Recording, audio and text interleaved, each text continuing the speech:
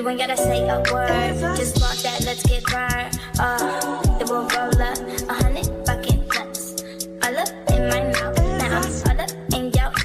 This nigga got pounds of it, all up in his trunk.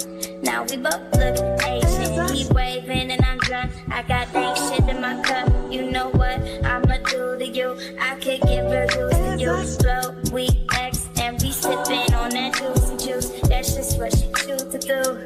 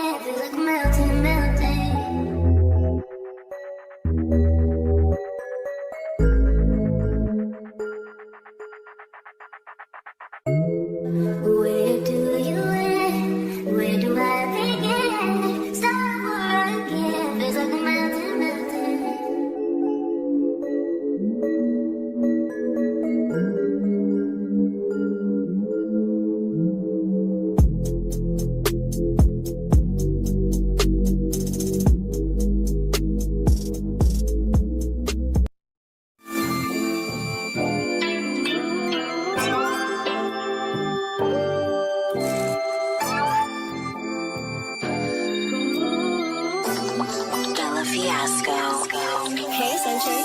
There are times when I look above and beyond. There are times when I feel your love around me, baby. I'll never forget my baby. When I feel that I don't belong, draw my strength from the words when you said, hey, it's about you, baby. Look deeper inside you, baby.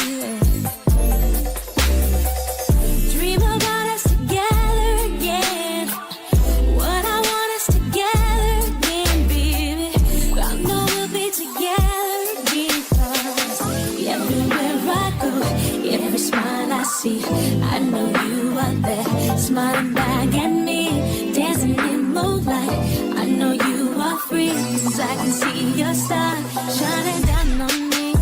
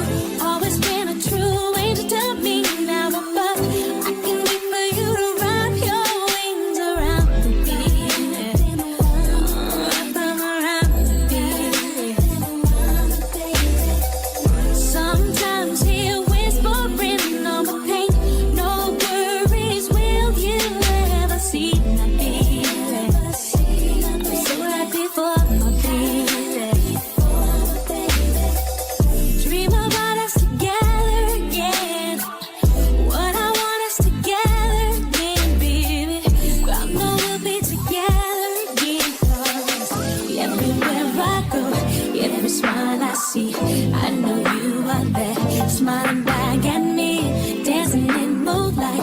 I know you are free, 'cause I can see your star shining down on me.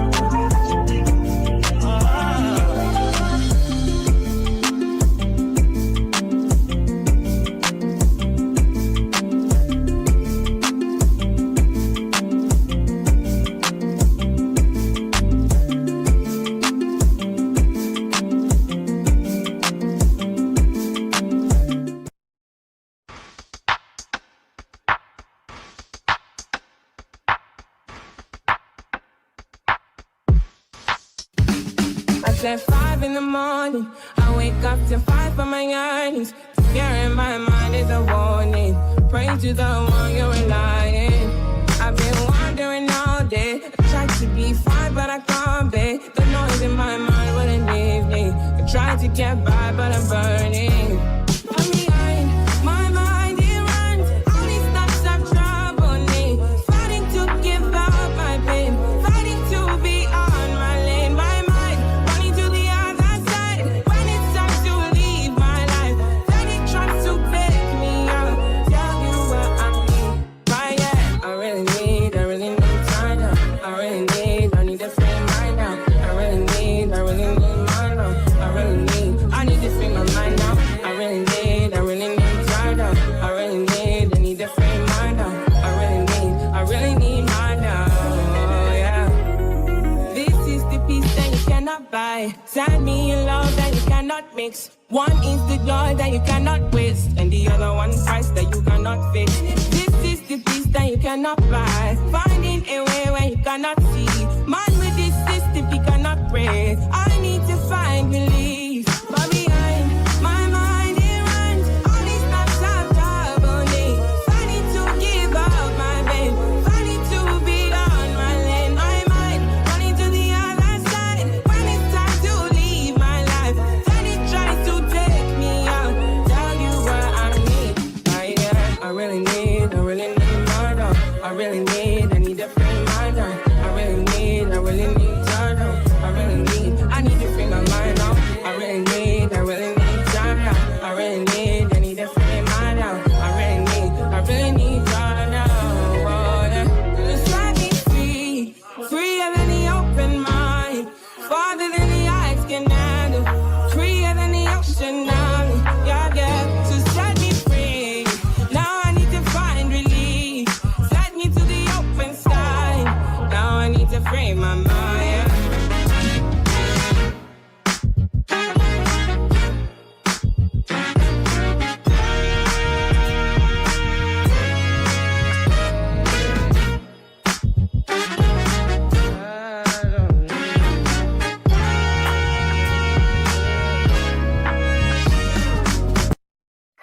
Drop top Porsche, rollie on my wrist, diamonds up and down my chain.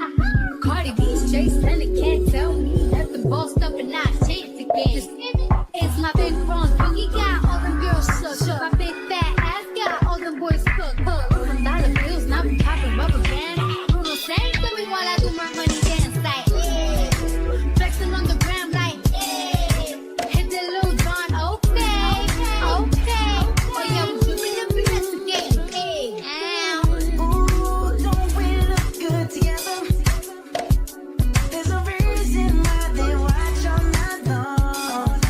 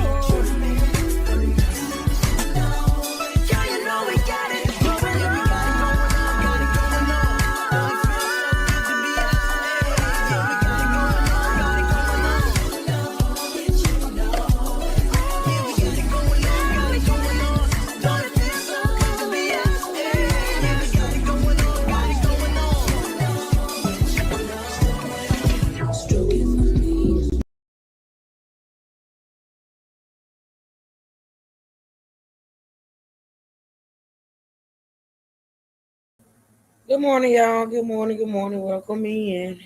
I know I'm not on the screen, but what did I do this? There I am. Y'all come on in. How y'all doing this day? Happy Tuesday. Welcome back, y'all. I know we ain't been on this channel in a minute. Hey, Miss Lynn. Hey, Heathen. Hey, Sonya. Miss Tanya. Who else we got? Hey, Malika.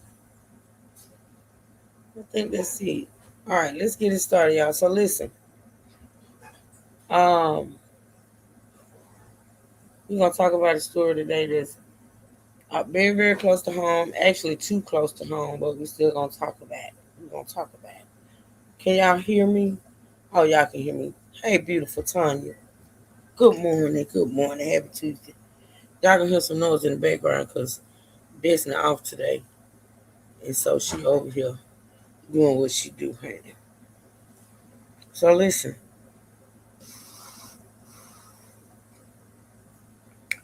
I hope everybody's having a blessed, beautiful day.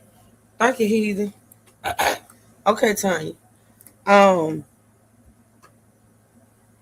I hope everybody's having a blessed, beautiful day today. Happy Taco Tuesday. It's Tanya let us know every Tuesday. Happy Taco Tuesday. So listen, y'all, we're gonna talk about, and I know y'all probably seen this. I haven't seen it as much as I've seen other stories on YouTube, but I have seen it. I have seen some people talking about it. The case of the guy that unalived his baby's mother. He went live. Actually, he went live. No, I go back further. He unalived her. Then he went live, and then he unalived himself. But he didn't unalive himself on live. But he did actually unalive himself after he got off live. Now this happened right here in my neck of the woods. As those that know, it happened. And of course, my girls know. Well, actually, my oldest daughter knew the guy. She didn't know the baby mama, but she knew his girlfriend because he had the person he unalived was his baby mama, but he had a current girlfriend, and so my daughter knew him and his current girlfriend. She didn't know the baby mama. Hey, Miss Tia, you seen it online? Okay, yeah. So yeah, my oldest daughter, she knew him, and she also knew or know his current girlfriend. All right. Um, I don't understand. Like it's it's a lot of narratives going around about this when the guy actually went live why he did what he did. It's a whole lot of we'll get more into talking about it as we play these footage. Of course, I went to my faves in the crime and justice or the true crimes or crime and justice sector. I got a couple of videos we're gonna play. We're gonna get into it, give y'all a little background as to what's going on, and then we're gonna talk about it. Y'all feel free to type in the chat, asking the questions. I have not watched. Now I know what happened, right? I actually got some. Uh, I actually got some videos that my daughter came across on Facebook. I haven't uploaded them yet. I don't know if I'm gonna play them or not. But um, yeah, we're just gonna listen and we're gonna. I have not watched these videos though that I'm gonna play today. I have not watched these videos, so we're gonna watch them together. Y'all know how I like to do on the Crime Justice channel. I like to watch these videos with y'all because I don't have a whole lot of time to be honest. To me, honestly though, I like actually doing real live reactions with y'all on this channel. I do. And the reason why I do it like that is because I don't have time to sit and watch all these videos. But for me, honestly, over here, I find it better that way. Some of y'all may have seen the video, some of y'all may have not seen the video. So we're gonna talk about it. Okay. Y'all do send up prayers. Thank you, Tanya. I appreciate that. I really do. Y'all do send up prayers for the families though. His family, his baby's mother's family, um, they had a child together. He also has other kids too as well. So he decided to do what he did, and yeah, he has to deal with that. But let's get into it. Thank you, Heathen. All right, I'm gonna play the first. Well, actually, the first thing that's gonna play is a news clip from our local TV station here, and then it's gonna go into the first video. Okay, and then, like I said, if y'all got any questions that I may be able to answer, um, just put them in the chat, and I'll try. If not, I'm sure by the time we get through with these videos, we'll have as much as is out there. Okay, so let's see. Hold on, you talking a little bit too fast, Becky. I gotta slow you down, Becky. Talking fast, girl.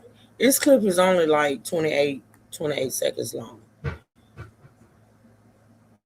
Oh, I gotta bring it up. Y'all can't see her. Hold on. Y'all can't see Becky. There she go. All right, this is from. It's just 28 seconds, and it's a short news clip from our local news station. Montgomery police have identified the victim in a Friday night murder-suicide. Police say they responded to a reported double shooting around 11:30 p.m. on the 2900 block of Simmons Drive. They say they found a 29-year-old Ariana Grant, who was pronounced dead at the scene. Police say the suspected shooter, who hasn't been identified, was taken to the hospital for a self-inflicted gunshot wound. He later died there. The investigation is ongoing, and police are asking anyone with information to reach out to them. Nobody wins when the family feels.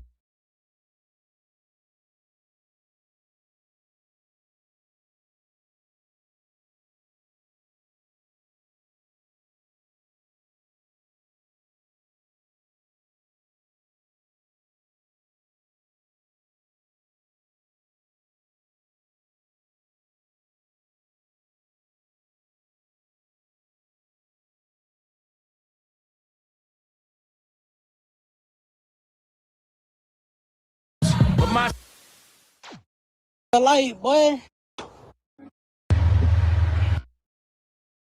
Didn't realize I was on mute talking, y'all. I was on mute talking. Okay, so this next clip, y'all, is from the family. I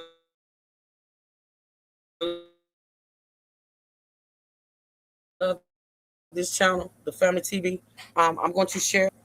I'm gonna share the channel link out on my wall. Y'all go over there and check them out. Some of y'all may already be subscribed. I was telling y'all I was on straight mute. Yeah, some of y'all may already be subscribed to the Family TV. If not, go over there and check them out. Like this video that I'm reacting to, and if you like the channel, hit the subscribe button and support them. I love this channel, the Family TV. Okay, let's get into the clip, y'all.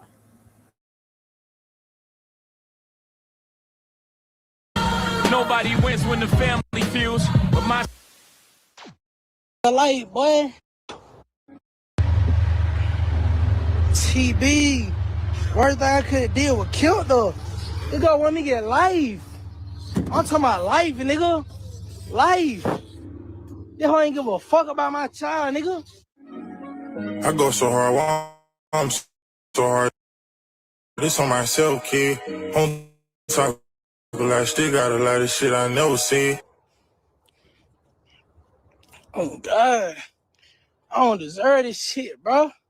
Nigga, I know I'm finna die. Nigga, God ain't gonna repay me for none of this shit I did, nigga. But this shit real life, boy.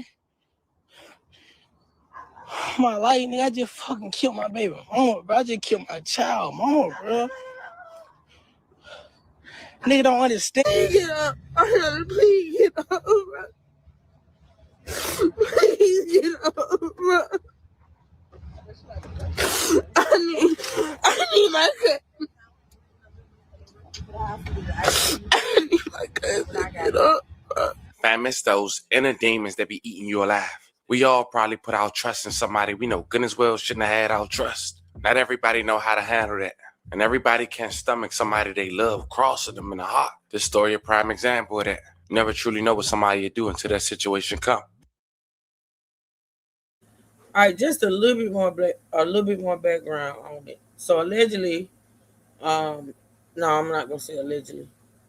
Well, I am gonna say allegedly because there's so many stories out there. But I got the live stream that he did. I don't know if these videos are gonna play the entire live stream. I have no idea. I do have the actual live stream off of Facebook when he went live on Facebook. But allegedly, he unalived. Okay, so this guy.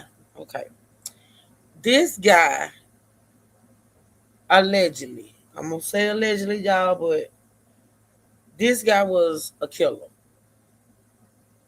And I say that not only because he unalived his child's mother, but he actually at the time this happened Friday night, right? Monday, which was yesterday, he was to go to trial on a murder charge.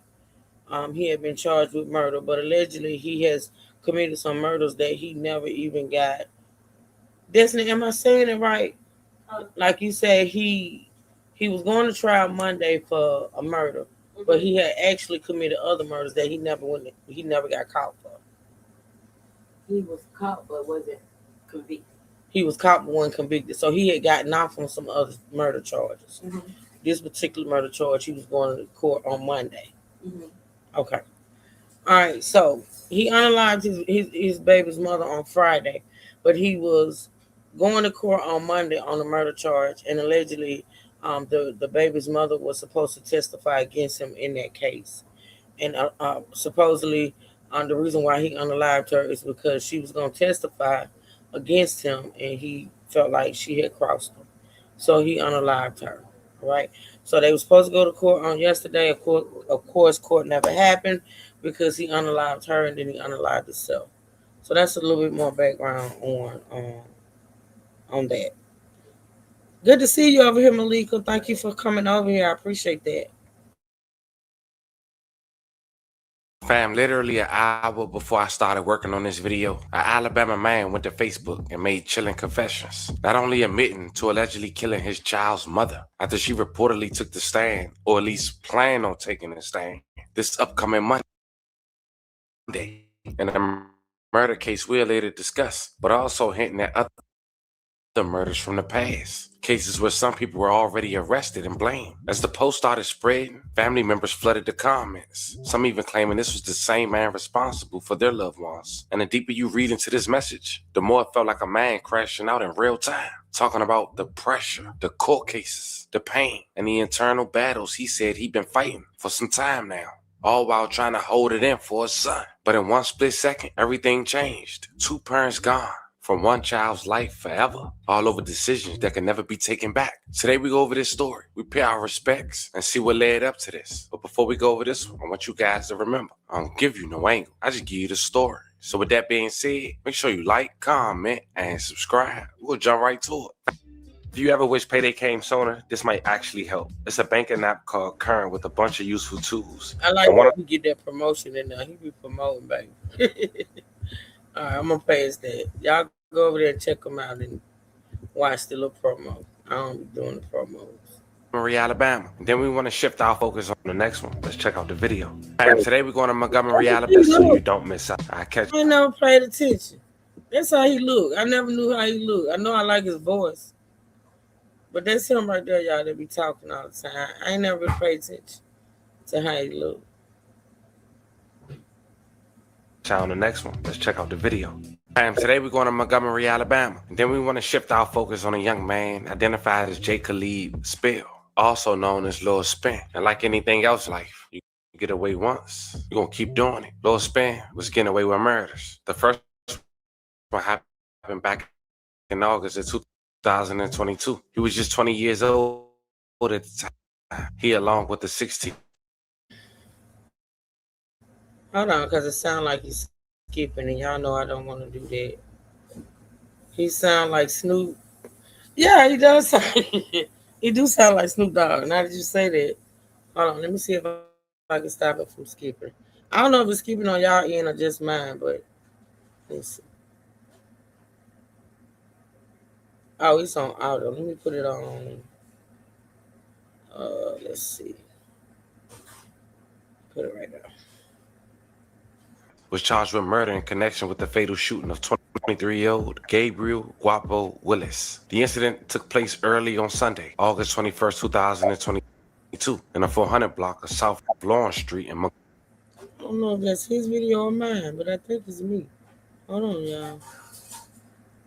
Let's see. Montgomery, Alabama. Spill was booked into the Montgomery County Detention Facility following his arrest. One thing led to another. He ended up coming home. And we have an update just in from the Montgomery Police Department confirming 2 arrests in connection with a deadly shooting that happened over the weekend. 16-year-old Quindarius Streeter and 20-year-old Jakelb Spell are now charged with the murder of Gabriel Willis. Their bonds were set at $1.5 million. No other information was released. But then just 2 years later, now 22 years old, Lil Spin will be charged with murder following a fatal shooting on September 14, 2024 on a 3200 block of Virginia Pines Lane in Montgomery, Alabama. The victim was later identified as Terrell Fuller, just 25 years old. May he rest in peace and love and condolences to his family. He died on the scene. And Lil Spin brought up this murder in a live you'll later check out less than an hour of me during this video. He mentioned his baby mother was supposed to testify against him in this murder. Apparently he out on bond. But here's the thing. While he was on live, someone went to Facebook and wrote the following. He killed my cousin Terrell Fuller back in September of 2024. Kendarius Burton is locked up for it. I wouldn't say who the other person was who was with him. Spill just admitted to pulling the trigger. As mentioned, less than an hour before me doing this video, before Spill went live, he went to Facebook and said So apparently as a teenager, he unalived somebody. Let's go back. I want to understand because, like I say, it's so many stories that's going around, and my daughter, she be telling me stuff, and I be like listening, but it be a lot. All right, so let's go back, y'all. Let's go back because I want to. Now I do know that I want to hear about the first case he got. He should have never been released from the first. I agree, Tanya. So I want to re-listen to the first case. I do know what the second case is about. Actually, I knew that young man, Terrell Fuller. All right, so I'm kind of clear on that one, but I want to go back to the first case, and I don't think he said how he got out on that case. But let's re-listen right quick. deposit. Make sure you go through the full sign-up process so you don't miss out. I'll catch y'all on the next one. Let's check out the video. And today we're going to Montgomery, Alabama. And then we want to shift our focus on a young man identified as Jakelb Spill, also known as Lil Spin. And like anything else in life, you get away once, you're going to keep doing it. Lil Spin was getting away with murders. The first one happened back in August of 2022. He was just 20 years old at the time. He, along with the 16-year-old accomplice, was charged with murder in connection. Okay, he was 20. Hey, L Boogie, good to see you, boo. He was 20. His accomplice was 16 back in 22, which was 4 years ago. All right. With the fatal shooting of 23-year-old Gabriel Guapo Willis. The incident took place early on Sunday, August 21st, 2022, in a 400 block of South Lawrence Street in Montgomery, Alabama. Spill was booked into the Montgomery County Detention Facility following his arrest. One thing led to another. He ended up coming home. And we have an update just in from the Montgomery Police. See, he said one thing led to another. He ended up coming home. See, on that first case, I think there was some type of technicality or whatever on that first case that he got at 20 years old 4 years ago. He ended up getting out, I think, on the technicality, if I'm not mistaken. Now, on the second case, he ended up getting out on bond, Tanya. On the second case, the one that was supposed to start court on yesterday, he was out on bond on that case. With that first case, it looks like he just got out because of a technicality. He was arrested along with the other guy, the other teenager or whatever, but he got out. All right, let's listen. I don't know if the police messed up. I don't know what happened on that first one time. I don't know. Police Department confirming 2 arrests in connection with a deadly shooting that happened over the weekend. 16-year-old Quindarius Streeter and 20-year-old Jakelb Spell are now charged with the murder of Gabriel Willis. Their bonds were set at 1 point. It was the second time. Now, mind you, he was only charged with these murders that they're talking about. He was, the first one when he was 20, he was charged, and then this one that he was getting ready to go to court on yesterday, he was charged and about to go to court. But he's committed other murders that they suspected him of but couldn't prove it. Because for some reason, like if he committed a murder with somebody else, they don't talk. They don't talk. So it was two, Malika. It was one when he was 20. He got arrested, but he got out. And then the one he committed in 2024, which was 2 years ago, he was about to go to trial on Monday. That was case number 2. Department confirming 2 arrests in connection with a deadly shooting that happened over the weekend. 16-year-old Quindarius Streeter and 20-year-old Jakelb Spell are now charged with the murder of Gabriel Willis. Their bonds were set at $1.5 million. No other information was released. Oh, Malika, okay, yeah. So when he unalived his baby mama, yeah, that was the third one. Yeah, that was the third one. His girl was his third one, right? Yeah, Malika, yeah. She would have been his third one. Technically, but actually there's been more, okay? But yeah, the third one was his child's mother. Yeah, you're right. But then just 2 years later, now 22 years old, Lil Spin will be charged with murder following a fatal shooting on September 14, 2024 on the 3200 block of Virginia Pines Lane in Montgomery, Alabama. The victim was later identified as Terrell Fuller, just 25 years old. May he rest in peace and level condolences to his family. He died on the scene. And Lil Spin brought up this murder in a live you'll later check out less than an hour of me doing this video. He mentioned his baby mother was supposed to testify against him in this murder. Apparently he out on bond. But here's the thing. While he was on live, someone went to Facebook and wrote the following. He killed my cousin Terrell Fuller back in September of 2024. Kendarius Burton is locked up for it. I wouldn't say who the other person was who was with him. Spill just admitted to pulling the trigger. As mentioned, less than an hour before me doing this video, before Spill went live, he went to Facebook and said the following. I'm going through I don't wish on my worst enemy. I changed for my son. I stopped getting on. That's why y'all may hear a little break in it. He don't when he reads cuss words, he blank when he reads cuss words, he blank them out, y'all. He don't do cuss words on his channel. That's why, and I should have remembered that. That's why it sounds like it's skipping, but it's not. Okay, so let's listen. This is a post. Let's listen to him read this post. The following. I'm going through I don't wish on my worst enemy. I changed for my son. I stopped getting on to be a better dad and lead the correct way. My son's mom was so hurt about me moving on. She was so hurt about me wanting the cash back that belonged to me that she wanted me in prison. I had 2 cases that was beat. She tried testifying in one. I took a plea so I ain't have to watch her get on the stand and blemish my image. That wasn't good enough. She knew I was coming home, so she willingly met the detectives. Lying, speaking on the murder case she had no knowledge of saying. I came to her house after throwing up. She got nothing out of this, just doing it to see me gone forever. But I wasn't far from it. That alone should have made her have enough heart to not go against me for some crackers that didn't give a fuck about her or me. What the fuck she was going to do when I went away? I do everything for my boy. This hoe wanted her family back so bad that if she couldn't get it back, she was willing to send me away forever. Knowing my son was my soft spot. It's even crazy she tried testifying on me after setting up like 20 in the city for me. I ain't be a low-down ass nigga. I took my plea and still continue to be a great dad. I ain't mistreat her about the situation or nothing. I'm so hurt because she wasn't forced to go give no statement. She didn't have to. She did it out of hurt. She ain't think about how my baby would need me. She was ready to send me away and try to force a stepdad to play a role only a biological father could play. If you in them streets or acting like you is, get out, because everything fun till betrayal come with it. All them years the judge get to talking. I made a mistake that I can't come back from. And sometimes when you're in the streets, you make mistakes that can't be fixed. Take this as your warning before destruction if you win them. Then he also wrote, I was so close to clock. Okay, I'm gonna replay that part. Hey, Auntie Pat, how you doing? Hello, I was hoping you did this. Oh, okay. How you been doing? I've been over there checking you out, girl. I enjoy your channel.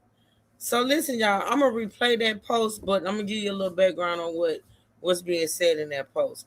So allegedly, this guy, like I told y'all, he was in the streets. He did a lot, right? The baby mama that he unalived, right? Allegedly, and I'm gonna keep saying allegedly, y'all, even though, I know some of this stuff to be true, but I'm gonna say alleged, right? Hey, baby Candy. Um,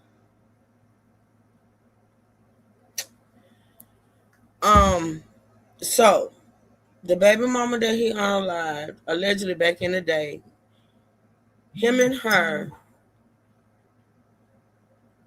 she would set dudes up for him to rob. Like she would set dudes up for him to rob. She knew things about certain cases and things of that sort that he had done. Wait a minute, hold on. It's like, oh, y'all know I get irritated.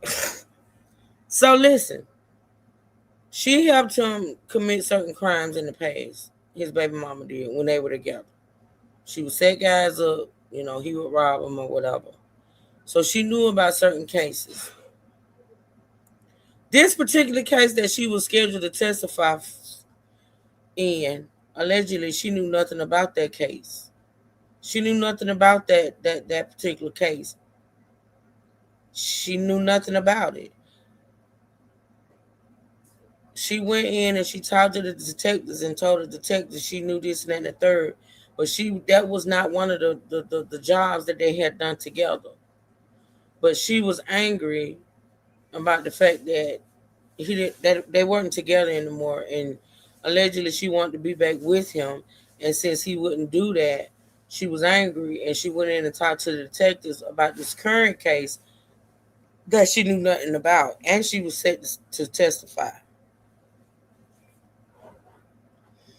because he was with somebody else, So that's a little background on this post that he wrote. But I'm gonna go back and let y'all hear him read it again, because he's telling it all in this post, and he also told some stuff in his live stream. All right, let's listen. Book and said the following: I'm going through I don't wish on my worst enemy. I changed for my son. I stopped getting on to be a better dad and lead the correct way. My son mom was so hurt about me moving on. She was so hurt about me wanting the cash back that belonged to me that she wanted me in prison. I had 2 cases that was beat. She tried testifying in 1. I took a plea so I ain't have to watch her get on the stand and blemish my image. That wasn't good enough. She knew I was coming home, so she willingly met the detectives. Lying, speaking no knowledge of saying I came to her house after throwing up. She got nothing out of this, just doing it to see me gone forever. But I wasn't far from it. That alone should have made her have enough heart to not go against me for crackers that didn't give a fuck about her or me. What the fuck is going to do now? I do everything for my boy. This hoe wanted her family back so bad that if she couldn't get it back, she was willing to send me away forever, knowing my son was my soft spot. It's even crazy she tried testifying on me after setting up like 20 niggas in the city for me. I ain't be a low-down ass nigga. I took my plea and still continue to be a great dad. I ain't mistreat her about the situation or nothing. I'm so hurt because she wasn't forced to go give no statement. She didn't have to. She did it out of hurt. She ain't think about how my baby would need me. She was ready to send me away and try to force a stepdad to play a role only a biological father could play. If you in them streets or acting like you is, get out, because everything fun till betrayal come with it. All them years the judge get to talking. I made a mistake that I can't come back from. And sometimes when you're in the streets, you make mistakes that can't be fixed. Take this as your warning before destruction if you win them. Then he also wrote, I was so close to clocking out when CJ died. I was tied in. Money, drugs, nothing was numbing the pain. I met somebody that gave me a purpose to live. I started healing my own. Family fell out with me because they didn't understand why the female I needed was so important to me. They was worried more about why I was spending my money reckless, not wondering what was going on with me mentally. Want me to deal with females because they had 1 child or none, not knowing I would have chose her if she had 6 kids came with her. I was in a dark space when my brother died, and she brought light to it. She showed me it was more than shooting a gun. She seemed like the only person who didn't give a fuck about money. If I did for her, I did from the big to the small. Her and her kids was grateful for it because of the people I love the most turned their back on me. Ain't coming to my trial. Nobody but my dad. My sister not coming ain't bothering me. But Mom Dukes, it hurt. You couldn't put your pride to the side, reach out. You knew I was going through it the most. You seen me abusing drugs. I don't even do drugs. Yet you still faded on it. I hope you find peace with your other kids and love on them. I don't hate you, baby. Just hurt. I needed you. And to my brothers, this go for the members. the streets. Let these niggas kill and be killed, cause God gonna handle everybody who doing wrong or did wrong. I'm a prime example. I changed, but karma started hitting hard. Changed now, so y'all ain't gotta wish it was a restart button. This coming from Spell. Y'all should listen, cause before today, I would never say no shit like this. I love who love me. I found God, but it was too late. I repent for my sins. So now we said all that and got you guys caught up. Moments after those posts was made on Facebook, he went live and said he made that post the same night he did what he did, y'all, which was Friday night. He made that long post right there right before he went live on Facebook on Friday night after he had unalived his child's mother. Following as he broke down in a cemetery after allegedly shooting his baby mother, who will later he shot her, and then he went to a cemetery, y'all. He went to a cemetery and went live. He went to a cemetery. I'm not gonna say the name of the cemetery. I know what cemetery he's at, but yeah, he went to a cemetery. Moments after those posts was made on Facebook, he went live and said the following as he broke down in a cemetery after allegedly shooting his baby mother, who will later identify. What case was you thinking about, Tanya? Is another case like this out there? Because this is recent. This happened Friday night. Let me know what case you're talking about. Maybe we'll cover it. After this live. TB. Worst thing I could deal with. Killed her. Go want me to get life. I'm talking about life, nigga. Life. That hoe ain't give a fuck about my child, nigga. I just tripped down, nigga. I've been fighting through depression for so long, nigga. I've been going through depression so long, nigga.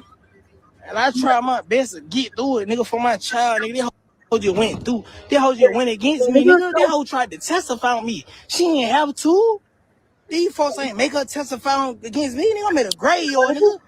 That's how you know I'm going through depression, nigga. This shit ain't fake, nigga. This shit real life. This shit real life, nigga. I'm fucking hurt, nigga. My baby mama wanted me to miss all my fucking life with my child, nigga. Cause she couldn't be with me. Nigga. That shit hurt, boy. That shit hurt. I just made the biggest mistake of my life, nigga. I gotta live with that, nigga. My baby mama was mad. She pulled that thing, we finna fuck, nigga. I confronted her about finna testify against me in trial Monday, nigga. About her finna testify against me in trial Monday, nigga. I killed my baby mama about that shit. Nigga, this shit hurt, bro. Nigga don't know that. Nigga, I've been going through depression for so long. This shit hurt, nigga. And I'm telling you, MPD, anybody pull up, I'm ready to bang it out with them, nigga. I just threw my life away, nigga. My little boy need her, because I know I ain't finna make it out to the day, nigga. My little boy need her, and I just threw my fucking life away. Cause emotions, nigga, cause I can't hold that shit in, bro. You imagine that shit, nigga, somebody you took care of. Oh, God. I don't deserve this shit, bro. Nigga, I know I'm finna die. Nigga, Nigga, God ain't gonna repay me for none of this shit I did, nigga. I let my emotions get the best of me, though. Talk, nigga. My son needed somebody, nigga. I took the one somebody who could have been there. That shit crazy as fuck, though. Imagine that shit, though, bro. Like somebody you been there for. Ain't nobody gonna feel me, though. You gotta imagine that shit, bro.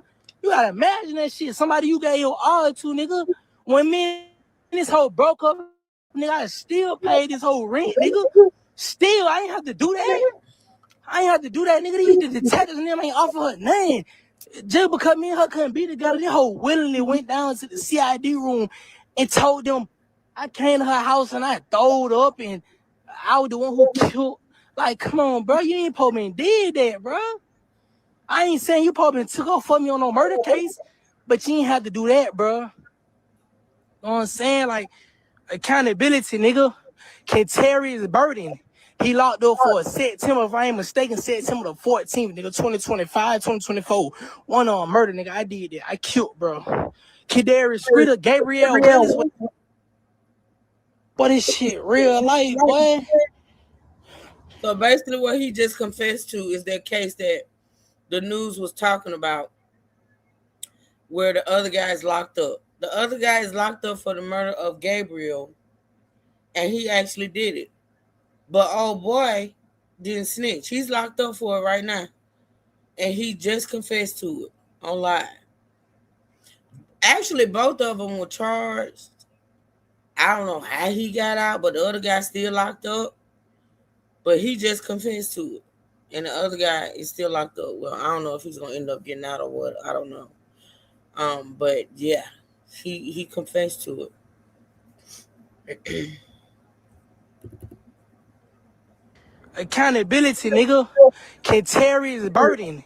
He locked up for September, if I ain't mistaken, September the 14th, nigga, 2025, 2024. One murder, nigga. I did it. I killed, bro. Kadarius Streeter, Gabrielle Willis. But this shit real life, boy. My life, nigga. I just fucking killed my baby mama, bro. I just killed my child mama, bro. Nigga don't understand, but like, on TV, nigga, like, somebody you took care of, somebody you made sure was straight, bro. She went against me, nigga. The first time my baby mama tried to go against me, nigga, on my baby, nigga, the first time she tried to go against me, I took a plea deal so she didn't do it, nigga. That's how bad it hurt me the first time. The first time it hurt me so bad, nigga, I took a plea deal. I was willing to go do 5 years in prison, nigga, just so it didn't show, like, just so that shit didn't hit the net, just so folk didn't know, like, well, your baby mama testified on you, nigga. I took a plea deal. But that hoe was that mad that we couldn't be together, nigga. Like, that mad to the point where she was willing to testify on me, fool. I'm talking on a murder case. She ain't got no knowledge of a fool. She went and told these folks I came to the house throwing up, nigga. I shot so many niggas. There ain't no reason for you to say I went and throw it up, nigga. How many niggas done felt this bitch? I ain't throw it up. Nigga done felt this bitch so many times. So why the fuck would niggas, why the fuck would I start throwing up today, bro? You hear me? Man, cuz, listen, bro. If y'all niggas come down this bitch out, if you fuck me, I love you, could go. It ain't gonna be no more, bro. I can't live with knowing I did no shit like that. I can't live with knowing that I whacked up for trying to go against me, bro. They go a lie. Nigga, I took care of my child, nigga, on TV. Nigga, I took care of my child, nigga. She ain't did nothing. She ain't buy my child no clothes or shoes or nothing. Nigga, I bought all that. I ain't no guy, nigga. I don't want none of my homeboys getting on their bed acting like I'm a guy, nigga. I ain't no guy, nigga. TB, nigga, so many niggas dead right now. On my baby, Gabrielle Williams, whatever his name is, I whacked him on TB, nigga, 2 shots. I made it first, I hit him in the head, the second shot, nigga, killed him on TB, nigga, whack. Now, this baby mother was identified as Ari on social media, a young mom of 2. And according to the post, unfortunately, she lost her life. Like he said, may she rest in peace and love and condolences to her family. And after going back to his page, it was alleged that he lost his life as well. Now their child and her having 2 kids is left without their parents. I might even remind the people that may not know how, and I know Tanya and others, L Boogie, Sonya, y'all know how to do. This particular video was made not too long after this happened, which was, let me tell you, because as we move along in the videos, it's gonna be updates, okay? So it's clear that right here, old dude from the family, he did this video when it first happened. So let me tell y'all when this video was dropped. Mind you, the crime happened on Friday night. He admitted to unaliving 4 to 5 people. Yep, Miss Auntie Pat, yep.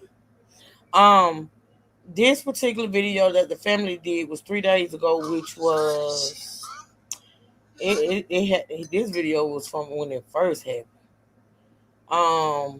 On May 16th, which would have been, today is the 19th. What's today? Tuesday. So Wednesday was the 18th. Damn. Monday was the 18th. Sunday was the 17th. He did this on the 16th. He did it Saturday. He did it the day after it happened. It happened late Friday night. So he did this video Saturday. So as we go along in the videos, it will be more updates. He did this right when it happened. So he didn't have a whole lot of information. He was going by Facebook posts. Okay, so let's continue to listen. Unfortunate situation, fam. Go seek help if you're going through it, man. We all had them days. It don't make you less of a man or woman. I'm sending prayers to everyone who need them. I'm definitely sending prayers to the victim of this family. And once again to the victim, Ari, may you rest in peace and love and condolences to her family. Fam, this was the story of a man from Alabama who went to Facebook in a cemetery to vent on Facebook Live about his recent struggles, his mental space, which led to him allegedly killing his baby mother because she was set to testify on him on Monday for a murder in which he claims was not true before ending his own. Let me know how you guys feel about this one in the comments. Don't forget to like and subscribe. And today, I'll catch you guys on the next one. All right, so let's move on to... Yes, we can go there. Because his sister, as we go into these videos, his sister came out and spoke. I got some videos, like I said, y'all, that I got from Facebook that my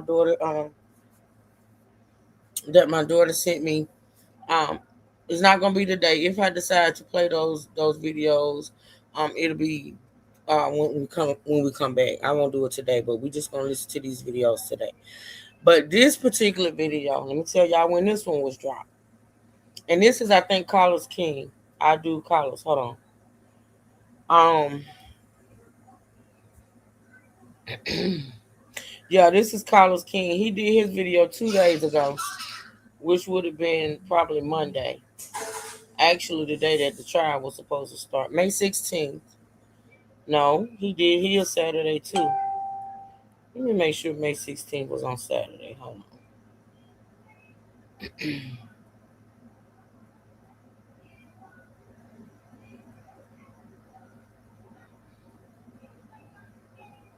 Yeah, he dropped his video on May 16th, which was Saturday too as well. So he dropped his video on Saturday too. So let's listen. Y'all go over there and support Carlos. I'm sure most of y'all are though. I'm gonna share him out on my community wall. Let's listen. I just made the biggest mistake of my life. I live with And it. of course, y'all know with these videos, there's gonna be some repetitiveness. You're gonna continue to hear his live. All of them got clips from his lives. We just gonna listen to it. My baby mama was mad because she pulled her thing. We finna I confronted her about finna testify against me in trial Monday. On that case with them two. They been setting up niggas and robbing together. They been doing this shit since both of them gone. Let's clear the air. Let's clear it. Now, I don't know who this is, but what she's talking about right there is her saying that him, the guy, and his baby mama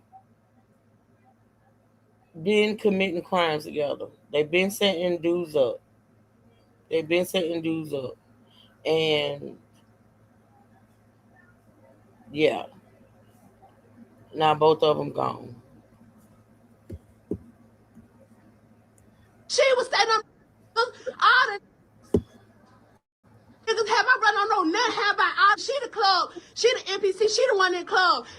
All right, what's up with the YouTube fam? I'm back again with another video right now. Look, before we jump into this whole situation, I do want to start this out the correct way by saying RIP to both parties in this situation, even though it is crazy as hell. But basically, this is a situation that's been floating around on Facebook since last night. And ultimately, I was trying to wait for official statements from the police, but basically everything is pretty much self-explanatory about what's going on. Now, it was a young dude last night. He just basically had said that he had took his baby mama's life because she was finna testify on him Monday, right? Now, I was listening to a couple of different videos that he posted. I think I had like 2 at first, but it was 3 of them in all, and I got all 3 of them. Now, I haven't listened to that one yet. I just put them all together and just came straight to y'all with them. After that, while I was downloading them videos, I seen that the sister, she went live, but it's broke up into so many pieces, and I just want to watch it all together with y'all. Seeing that she had stated basically that they were doing crimes together, and she should have took her time. I did see bits and clips of it. Y'all already know I'm gonna keep it 100 and tell y'all what the hell is going on. It's a reaction video, but at the same time, I do have facts about the case. Now, in the midst of him saying certain things about this situation between him and his baby mama, he admitted to doing a murder, right? A couple of them, from what he stated. Now, this whole situation is crazy to me. I did see certain things about this, but we're going to talk about that as it progresses. I know people are ready to see what's going on for those who don't know, but if you have been on Facebook and stuff like that, you have seen this everywhere. It done went super viral. But let me know your thoughts and opinions as things go on. I need to watch this in its entirety. But at the same time, I do want to say, man, if you are involved with anything with anyone, there's no honor amongst thieves, and this shit can go anyway. But let's jump into this and see what the hell is going on. Let's go. TV. Worst thing I could deal with killed her. They don't want me to get life. I'm talking about life. Life. They don't even about my child. I just chilled down there. I've been fighting through depression for so long. I've been going through depression so long. And I tried my best to get through it for my child. And that hoe just went through. That hoe tried to testify on me. She didn't have to. These folks ain't make her testify against me. I'm in the grave. That's how you know I'm going through depression. This shit ain't fake. This shit real life. This shit real life. Oh, it hurt me. My baby mama wanted me to miss all life with my child. Cause she couldn't be with me. That shit hurt, boy. That shit hurt. I just made the biggest mistake of my life. I live with it. My baby mama was mad because she pulled her thing. We finna. I confronted her about finna testify against me in trial Monday. About her finna testify against me in trial Monday. Nigga, I killed my baby mama about that shit. Look at this shit hurt, bro. You don't know that. Nigga, I been going through depression for so long. This shit hurt. And I'm telling you, MPD, anybody pull up, I'm ready to bang it out with them. Nigga, I just threw my life away. My little boy needed her because I know I Montgomery, Alabama. My little boy needed her and I just threw my life away because emotion. Because I can hold that shit in, bro. You imagine that shit with somebody you took care of. Oh, God. I don't deserve this shit, bro. I know I'm finna die. The God ain't gonna repay me for none of this shit I did. I let my emotions get the best of me, though. My son needed somebody, and I took the one somebody who could have been there. This shit crazy, I know. Imagine that shit, though, bro. Like somebody you been there for. Ain't nobody gonna feel me, though. You gotta imagine that shit, bro. You gotta imagine that shit. Somebody you gave your all to. When me and nigga broke up, nigga, I still pay rent. Still, I ain't have to do that. The detectives and them ain't offer her nothing. Just because me and her couldn't be together, willingly went down to the CID room and told them I came to her house and I throwed up and I was the one who killed. Like, come on, bro. You ain't supposed to be did that, bro.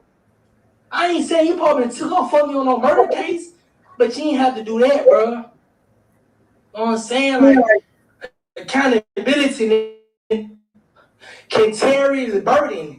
He locked up for September, if I ain't mistaken, September 14th, 2025, 2024. One of them, I did it. I killed, bro. Kendarius Scritter, Gabrielle Willis, what is shit? Real life, boy. Okay. Now that guy that he just spoke of, this is a picture of him right here. Basically, he's in jail for the murder, right? A man who's currently incarcerated at the Montgomery County Jail is now facing new charges in connection to a homicide. 22-year-old Kendarius Jermez Burden has been identified as a suspect in the shooting death of Terrell Fuller. Fuller was killed in Montgomery on Virginia Pines Lane back in September. Burden was already serving time in the county jail on a robbery charge.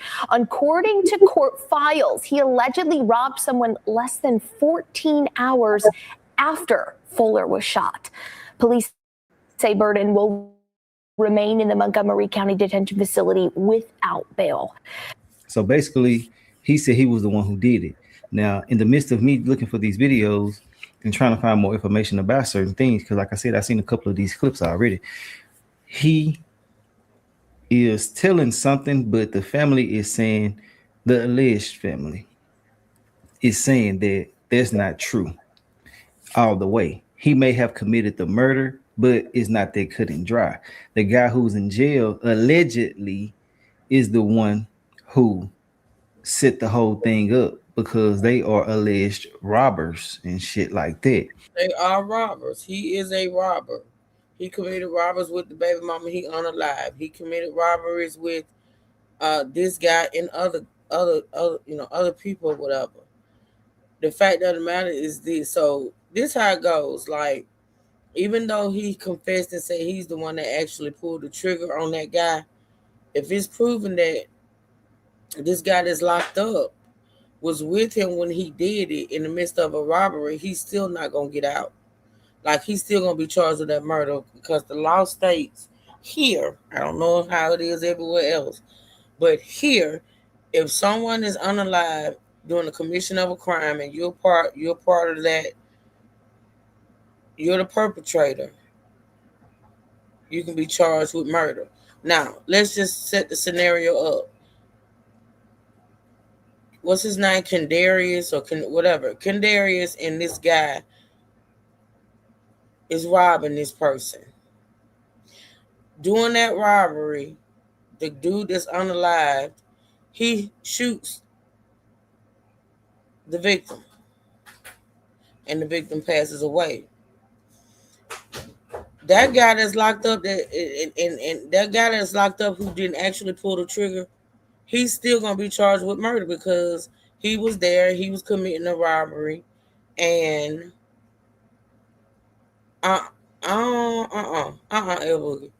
no, he's there and he's participating in committing a robbery. So being as though this victim was unalive, he still is going to be charged with murder. So even though homeboy confessed that he's the one that pulled the trigger, that guy probably still gonna stay locked up on those charges. I don't know. I'll try to keep up with it and see, but the way I'm thinking is that's how it's gonna be. Now, I do have proof of a family member saying that. He said that he was his, let me see, his nephew. He said it was his nephew. He said the guy that's in custody was the one who called my nephew. He's the one set everything up. They always knew it was two people, but he was never I guess he said he never gave up the other guy. Now we have closure. So basically, the family been wondering who the hell was involved with this whole situation. The family didn't know who else was involved other than to say. Elbow, did I answer your question? No, Alabama is not a Commonwealth state. I'm sorry. I don't know. I can't remember. I'm trying to keep up with what's going on and let y'all know what's going on. But no, Alabama is not a Commonwealth state.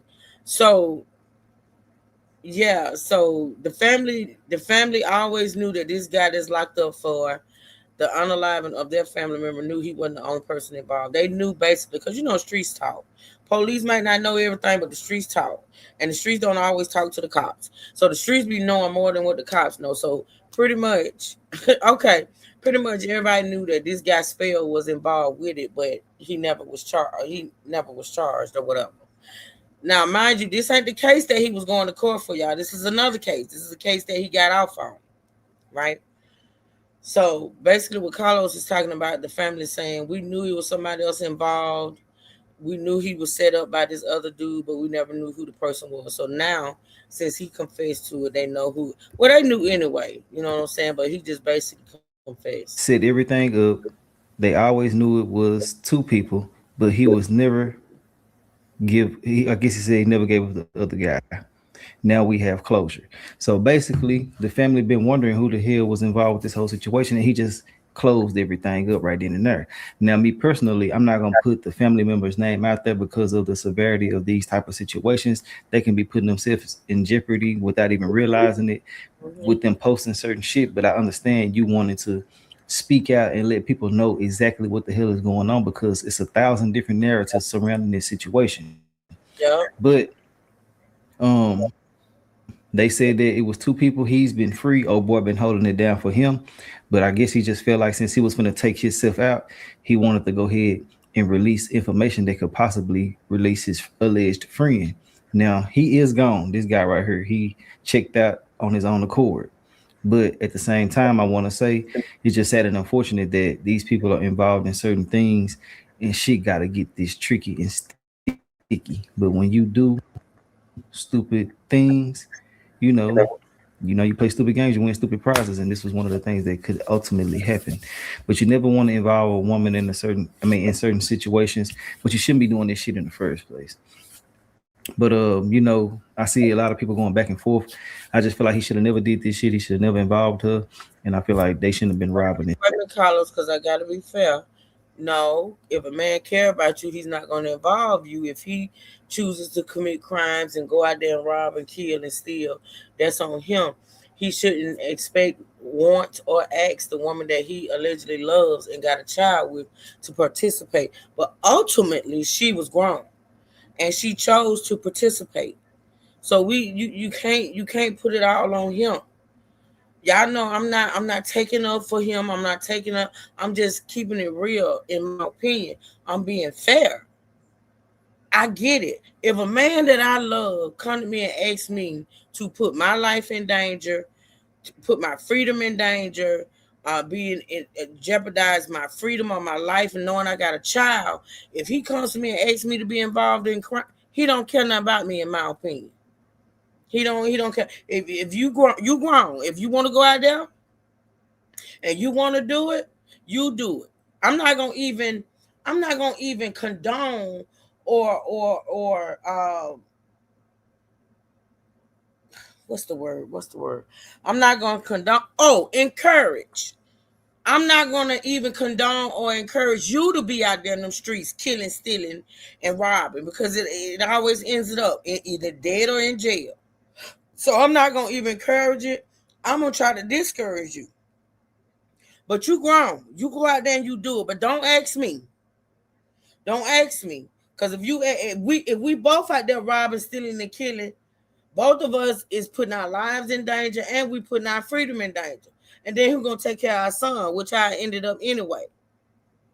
But the fact that she chose to, they said that woman set up dudes to be robbed by this dude. She willingly participated.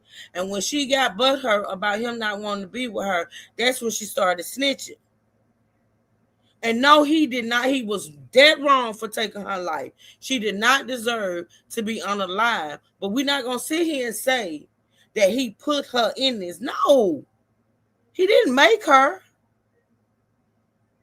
He didn't put a gun in her head and make her do what she did. She liked the fruits of the labor. She liked the money. Come on now, we got to keep it above. And be me, knowing the situation, knowing the circumstances, and knowing the parties involved. I got to keep it real. That woman was willingly participating. So we can't just say he shouldn't have involved her. She willingly participated. Yeah, it's just the facts. It's true.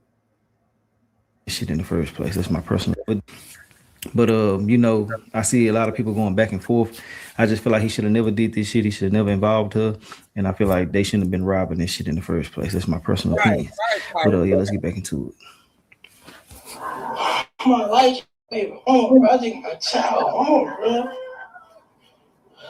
I don't understand, but like on TV, somebody you took care of, somebody you made sure was straight, bro. She went against me. The first time my baby mama tried to go against me on my baby, the first time she tried to go against me, I took a plea deal so she didn't do it. That bad, it hurt me the first time. See, the thing about it is, and I think I skipped over that part. It's so much with this, y'all. It really is.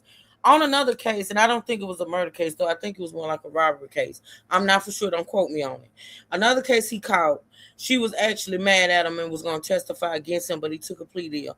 He said he took the plea deal because he didn't want her to actually testify against him, which she was going to do. Now, mind you, I got to remind y'all, this murder charge that he was going to court on Monday, she did not have no parts in that. She knew nothing about it. Nothing. What she did was she went down to the cops and she lied like she knew about it in order, I guess, for him to get convicted. They say there's nothing like a woman scorn. Like they say there's nothing like a woman scorn. And I guess that's what it is. You know what I'm saying? But none of it's right. All of it's sad. and she did not deserve to be unalive. If he was so, I don't even feel like he deserved to die. But if you're so depressed and you're so overwhelmed and you done so much and you feel like, you know what I'm saying, you deserve to go, take yourself out. Don't take it back. Because like you sat there and said in the cemetery, now your baby, because you knew you was finna take yourself out. Now your baby done lost his mama and his dad. He don't have neither one of y'all. So why would you unalive her if you were so overwhelmed with what everything was going on and you choose to take your own life? That's on you. But you shouldn't have took her life. You shouldn't have done that. But all of it sad, like I said. The first time it hurt me so bad, and I took a plea deal. I was willing to go do 5 years in prison just so it didn't show, like, just so that shit didn't hit the net, just so folk didn't know, like, well, your baby mama testified until a plea deal. Was that mad that we couldn't be together? Like, that mad to the point where she was willing to testify on me, fool. I'm talking on a murder case. She ain't got no knowledge of a fool. She went and told these folks I came to the house throwing up. I shot so many. Reason for you to say I went and throw it up. How many felt this? I ain't throw it up.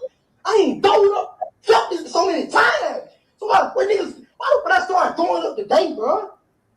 You hear me? Man, cuz, listen, bro. If y'all coming on the top, if you not love, you can go. It ain't gonna be no hard, bro. I can't live with knowing I did no shit like that. I can't live with knowing that I whacked up for trying to go against me, bro. They go lie. I took care of my child on TV. I took care of my child. They didn't have shit about my child, no clothes, or shoes, or nothing. I bought all that. So you left I ain't no her. guy. None of my homeboys doing it. Being like I'm a guy. No guy. TV and nigga dead right now. On my baby, Gabriel Williams, whatever his name is, I whacked him on TV 2 shots. I made it first. I hit him in the head. The second shot, no, on TV, whack. And this is a family member.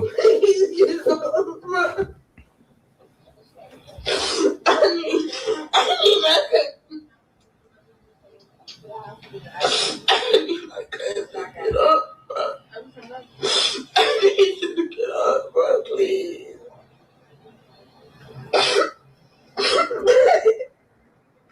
I can't do this shit, bro. I need my cousin. I talk to my cousin every day, bro. Please get up, bro, please. Bro, please. I talk to my cousin every day, bro. I need my cousin, bro. We like. I still don't understand why folks go on live to do this. I'm not judging y'all. Y'all know I'm not, but I don't understand why people go on live to do this.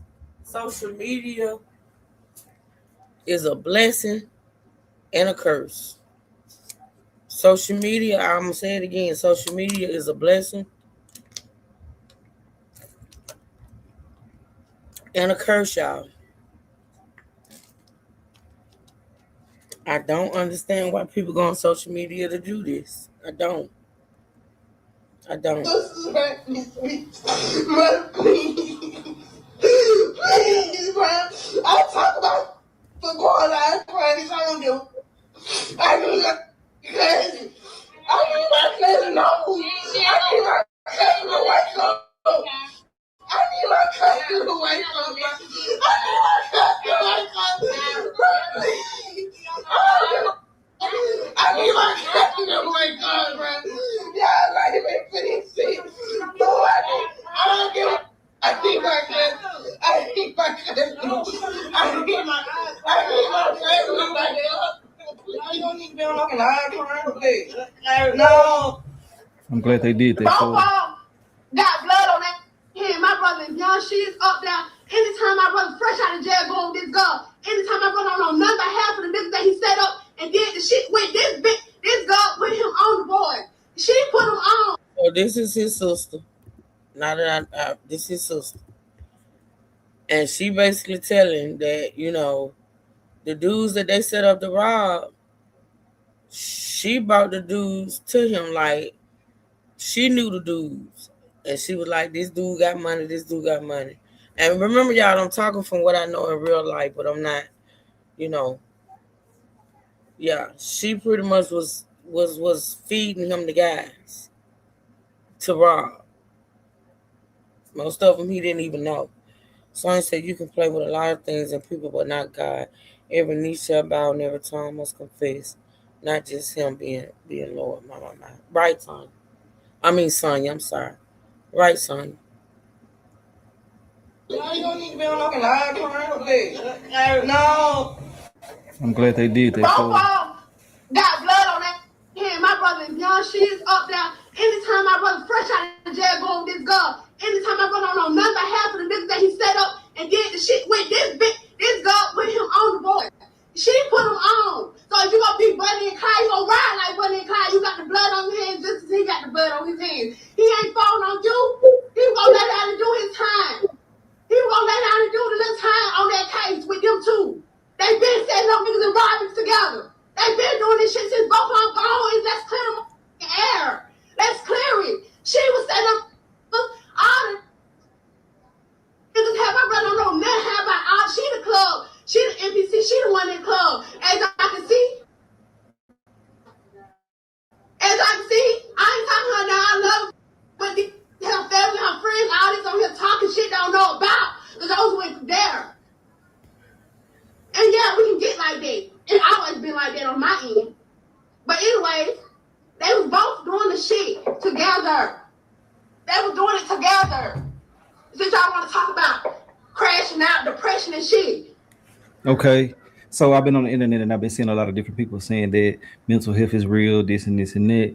True enough, and I understand that he could be going through depression, but at the same time, I feel like when you done did certain shit, you fight demons at that point. You know what I'm saying? And that can be a form of depression, quote unquote, to some, but ultimately, you know, you going through spiritual warfare. You taking souls, you taking lives allegedly and shit like that. Legal, let me say this, and this is coming from what I know in real life. A lot of times when a woman do certain things with dudes, for dudes, because of dudes, it ain't always that cut and dry.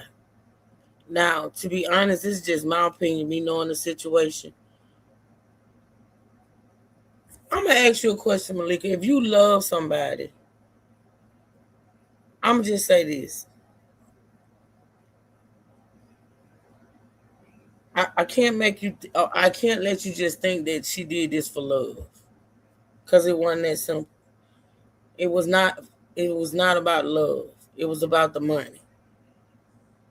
It was about the money. It wasn't about love. See, love, when you think you're in love wouldn't have allowed her to go down to that police station and lie on that dude. Because the fact of the matter is, she could have went and snitched on a lot of shit. She could have went and snitched on a lot of shit that this dude did, but she would have been snitching on herself too as well. She went and snitched on something that she had no clue about. She was not involved in, and she lied, to be honest. See, love is not going to allow you to lie on the person you so-called love. Like I say, sometimes it's not about love, it's about greed and money. You heard the man say, I took care of her. Even after we broke up, I paid her rent. She never bought anything for my son. I took care of my son. You feel what I'm saying, Malik? That's all I'm saying. Love will make us do dumb shit like lying and saying, no, he was with me. He wasn't there. That's what, when we feel like we're in love. That what young and in love. But see, she was older than him too. He was 24. She was 29. So, and I'm not saying that plays a part. Actually, it could play a part, but that's not what I'm trying to get you to see. What I'm trying to get you to see is when we're in love or think we're in love tends to make people want to protect the one you love, not snitch on. So in this case, it might not have been necessarily love that was having that she was committing these crimes with this guy. That's where the money came from. That's where he made his money. And you got to remember, she's the one that brought him the guys. That's all I'm gonna say about that. Like this. So when it comes down to it, you can be just battling your own demons. But I do feel like that, you know, you do need to take your lick if you do some shit. But at the same time, if somebody's involved with this, there's no rules in this shit. So, you know, hey, if he took her out, he took her out. And that's not no way to look at things, but it's just how the street code has always been. I just feel like that if anything that they're saying is true from his standpoint and hers, then yeah, it was inevitable for something to happen to her, because you got to look at it like this. Was somebody really out here stepping like they saying they are and shit, and they get inklings of you acting like you want to say something, they gonna do something. You know what I'm saying? So, you know, I think some people just always look at some people in a certain light, like they will never do me like this, but trust me, they will. Let's get back into this shit. And the mama in the background, I think. It was betrayal. They both was doing the shit. Want to be Bunny and Clyde. Ryan. Like she said, she rather see him doing 100 years before she see him out here living the life that she supposed to live. That's what it was about. She had no reason to put her mouth or go behind his back and talk to the detective about a case that she was not even on. Nothing to do with it. Don't know nothing about it. On top of that, she was lying. It didn't have shit to do with my brother finna beat that case. That's where the depression came from. He never was finna beat the case. No evidence, no nothing. He ain't even did it. They couldn't pinpoint shit on him. They couldn't do nothing. They couldn't do it. He was finna beat it. No murder. She stopped it. I didn't got nothing to do with the case. Rest in peace, I'm sorry, brother, but I'm just mad. I already had shit to do with the case. Literally, she had no reason to go over there and talk to the police. For real. Like, for real, she had no reason for to do that. So who is upset? Who upset? My brother was sticking her, marrying all. Not trying to bring no heaven home. Not trying, because they both dead. Literally, he was staying with me before him and Kiasha got that house. And then she literally with the was still from literally. We did nothing about it. It's like she planning our fate. Literally. Sister got to be careful too. They might try to do something to her. Together, she the one be knowing them. Who gonna do something to her? Who gonna do something to her? Oh, the girl's family might do something to her. She telling the truth. But yeah, I wouldn't be on social media. Talking about it, like putting all it out there. But I mean, she ain't lying. But that's what I'm saying, y'all. That social media, man. I don't understand why people feel like they need to plead their case on social media. Like, I still don't get that shit. Y'all know how I feel about it. I ain't pleading my case on no motherfucking social media. The depression came from the guilt of all the unalived as he did in the pay. Well, yeah, he actually felt that shit will miss you. Yeah, he actually felt, even though he was finna get off on this particular murder case, he probably felt like since he had done so much that he had gotten away with, this was his karma. You know how people believe in karma? This was his karma, and because he had gotten away with so much, he was actually going to get convicted in this one, and it was all because she was going to testify. So that's where the depression probably came in at. He admitted on live when after he did it, how shut up. Of course, he gonna admit on live in the heat of killing his baby mama because he did some shit. The baby mama was lying, Malika. Still didn't deserve to die, though. She still did not deserve to die, but she was lying. On this particular case, she was lying, and she was gonna testify and lie on Monday, which was yesterday. You dumbass. You dumb. Reek. Of course he gonna admit it. Shut up. Always put your mouth on something. Go put it on it. And shut up. Go get an education. Get out the club. Get off the drugs. You mean? Go read. Go get an education. Comprehend. You mean? Yes, we can go there. Like I said, it's said on both ends, rest to both. But it ain't no, he was mad because his it said no, it was betrayal. It was betrayal in the heat of the moment. It was in the heat of the moment. This ain't nothing new. This is some mother first 48 shit. I ain't saying he was right, and I ain't saying he was wrong. I'm just saying they both knew what they was into it, getting into. She should have laid down and took her fucking time. Took her time. They both gonna be away from her, their child, for about 5 years. All they had to do was take a plea deal, and that was on their case. And that was and then he took a plea deal, so she wouldn't even have to talk to the police or do nothing. He took a plea deal for her. She ain't had to do That's the thing, Tanya. That's the thing. That's the thing people don't get. She knew he was a killer. If didn't nobody else know he was a killer, she knew. But she wanted that man so bad. Even though at the time, Friday night, she was with somebody else. I'm thinking she's married. But I know she had a man, and the guy was with my daughter's friend. They were a couple. Okay? But she wanted to be with him so bad that when he called her to meet up with him, she went because I don't know if he told her they was going to have sex. She assumed that he was calling and they was going to have sex. But she wanted him that bad that she, even though she knew that this man was dangerous, she was set to testify against him on Monday. She still showed up. She still met with him. Because see, me myself, if I know I'm finna go testify on somebody who I know is a killer, I don't give a fuck. I know you're a killer. I know I'm finna testify against you, and I know I'm lying just to get you locked up. I'm not meeting up with you. I'm not meeting up with you.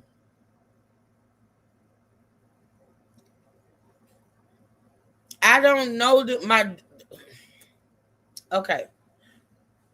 The guy that we're talking about and the girl, the guy that we're talking about was in a relationship with one of my sisters, not my sister, damn. One of my daughter's friend. The guy was in a relationship with my daughter's friend. The guy I don't know anything about. But my daughter is friends with the female that he was in a relationship. Did you just hear the lady say Kiasha? Didn't you just say y'all heard when she said he stayed with me before him and Kiasha got that house? Kiasha is one of my daughter's friends. But I mean, they're not friends now. They were friends years ago. They're not, okay, they still cool, but they're not as close as they were years ago. I'm gonna put it like that. But yeah. And that's what I'm saying. Like, it had to be some type of, she was hoping, wishing, and praying they was getting met together. I would have never met up with them. Like, I wouldn't have never. Like, I know I'm finna tell. This Friday, we supposed to go to court Monday. And you calling me to meet up? After me trying to get with you for all these months, because she wanted them back, y'all. She did. But man, this is just crazy. That shit ain't had nothing to do with her.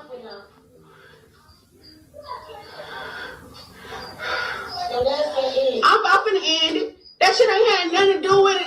It ain't got shit to do with y'all. Y'all open y'all mouth on shit that I don't know shit about. It ain't about them one. It's about that mother baby at the end of they the one gotta go up without me. He the one gotta go up without me. Period. And y'all hoes on here running y'all up about shit y'all don't know about. I'm mad. I'm upset. Cause it's a Facebook snooze for me. Cause y'all always want to y'all mouth on shit to my son. The press talking about. Wait till they keep on coming up. Y'all need to share it. Y'all don't know how to read. These hoes don't know shit about a baby daddy in the club and stealing. And that's all you hoes know about a love. A love don't even know how to love y'all yourself. Shut up. Ain't nobody. All them sure and all them ain't nobody love you that much shit. Dang it, she ain't got married yet. You don't know you got pop man in it. Oh, talking about something, praying about something. They don't even go love you like that. You don't even love yourself. Y'all hoes need to show. Y'all hoes don't know what y'all talking about. Well, we gonna clear the air today. Let's clear it since you don't know how to comprehend and love running on Facebook, running y'all suckers, and don't know how to comprehend that past them 12th grade. They did shit after 12th grade, but being G's. Shut up. Y'all talking about some depression, talking about obsession, talking about emotion. Obsessed with what? Oh, bitch, she obsessed with it. And I'm this mom. If I was they was obsessed with anybody, it was Kiyoshi. It'll be Kiyoshi. Not no more. We ain't finna go there. Cause it's sad for both ends. But we finna get to the real. Y'all better screenshot this, cause I don't even do this Facebook ass shit, and y'all know it. I'm too real for the fake ass Facebook ass NPC ass Montgomery ass shit you be on. Just want to put y'all mouth on shit. Well, bitch, That's the end of that right there. You know, pretty much everything was said. If they do come out with more developments and updates, I will bring them to y'all. But ultimately, I feel like that this situation could have been avoided in so many different ways. To be out here taking lives and shit is crazy because you're going to get caught. You know, you can slip and slide here and there, but ultimately, your ass going to jail. To actually involve a female is crazy to me because you already know how this shit going to turn out.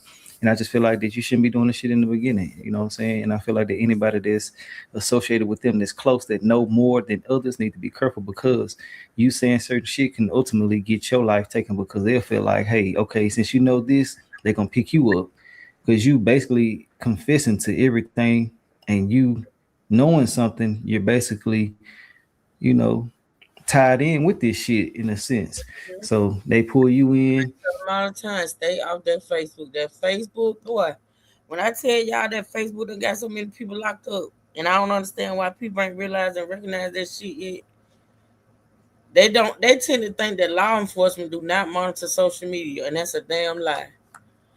We don't even follow cases here on this on this channel where in court they putting up Facebook shit, like they putting up social media shit. They putting up pictures, they putting up videos and saying they got it off of Facebook, Instagram, TikTok. I mean, I don't understand why people don't realize that the police definitely watch people. That's the first thing they go to nowadays is people's social media. That's the first thing they go to is people's social media because they know some people put everything on social media. Somebody might feel like you might tell. It can go all type of different ways. I just simply want to say, man, RIP to them. This is a crazy, crazy situation. But like I said, you play stupid games, you win stupid prizes. Now that baby just out here, you know, and I feel like that it was, you know, inevitable to happen. He set her up, had her come over there. They talked. She thought they was going to do something else, but he had something else on his mind, and shit went the way that it did. So, you know, hey, but let me know your thoughts and opinions. We're going to talk in the comments, and I'll holler at y'all later on another video. All right, let's see what's next. Hold on. I think, let me see. I'm going to skip. Oh, boy. Hold on. So, this is Twisted Crimes. Y'all know we do Twisted Crimes. Y'all go over there, check it out. I'm going to share this video out on my wall, too, as well. Now, this Twisted Crimes video was done. Let me tell y'all when it was put out.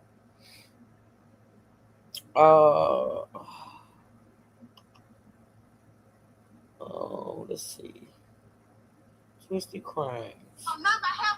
Of course, they starting off with the sister, but this was put out on yesterday. This particular video was put out on yesterday, y'all.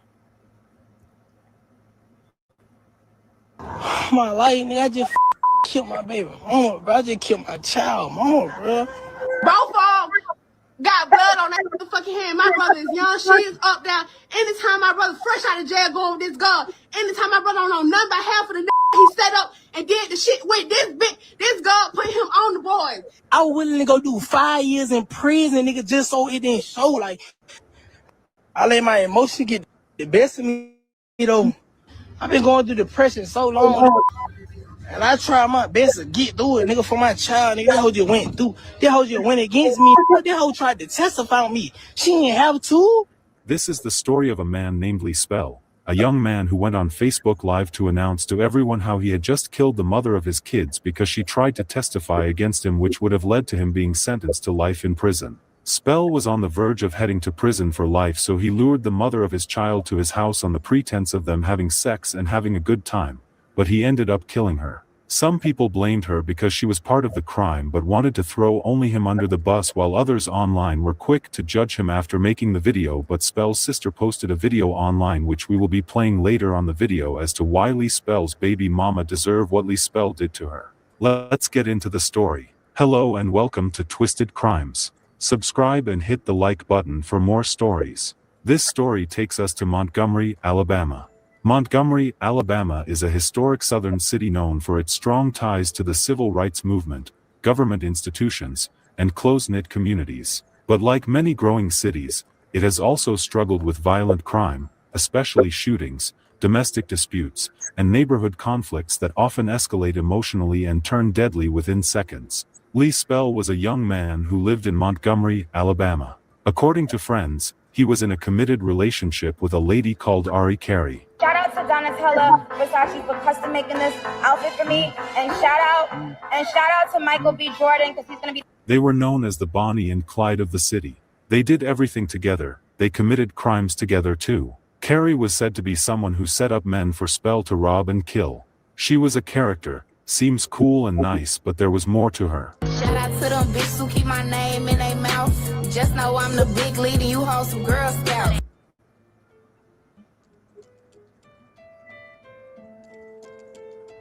They were that couple. They claimed to love each other so much. Things started going bad for them when Spell started having problems with the law. The police wanted Carey to be their witness, which she agreed to. One of the cases he was dealing with was that of Terrell Orion Fuller, who was murdered in 2024. It was said that Spell killed the man. Things got really bad between the couple. They didn't like each other anymore. They had a son together, so that was something that kept them seeing each other. Spell loved his son. He claimed he was now a good man and doing very good things since the birth of his son. He posted a message to let people know he is a changed man, which reads, "I'm going through something I wouldn't wish on my worst enemy. I changed for my son. I started doing better for him. I stopped getting involved in street problems because I wanted to become a better father and lead the right way. My son's mother was hurt about me moving on, and she was also upset about me wanting my money back that belonged to me. She wanted me in prison. I had 2 cases that were dismissed, but she still tried testifying in one of them. I even took a plea deal because I didn't want to sit there and watch her get on the stand and damage my image. That still wasn't enough for her. So she went met with detectives and case had no reality about it. She claimed that after throwing, she gained nothing from it. She was just trying to see me gone forever. I wasn't the perfect father, but I also wasn't far from being a good one. That alone should have made her care enough not to go against me for people who didn't truly care about either of us. What was she planning to do when I went away? I did everything for my son. She wanted our family back so badly that if she couldn't have it, she was willing to send me forever, knowing my son was my weak spot. What's even crazier is that she testified against me after allegedly setting up a lot of people. I took my plea, continued trying to be a great father. I never mistreated her else. I'm hurt because she wasn't forced to give a statement. She didn't have to do it. She did it out of pain and anger without thinking about how much my son would need me. She was ready to send me away and let another man try to play the role that only a biological father can truly play. If you're in the streets or living that kind of life, get out while you still can, because everything feels fun until betrayal comes with it. 1 second, I'll be right back because I need to hear this, but I got a phone call. Y'all, I'll be right back.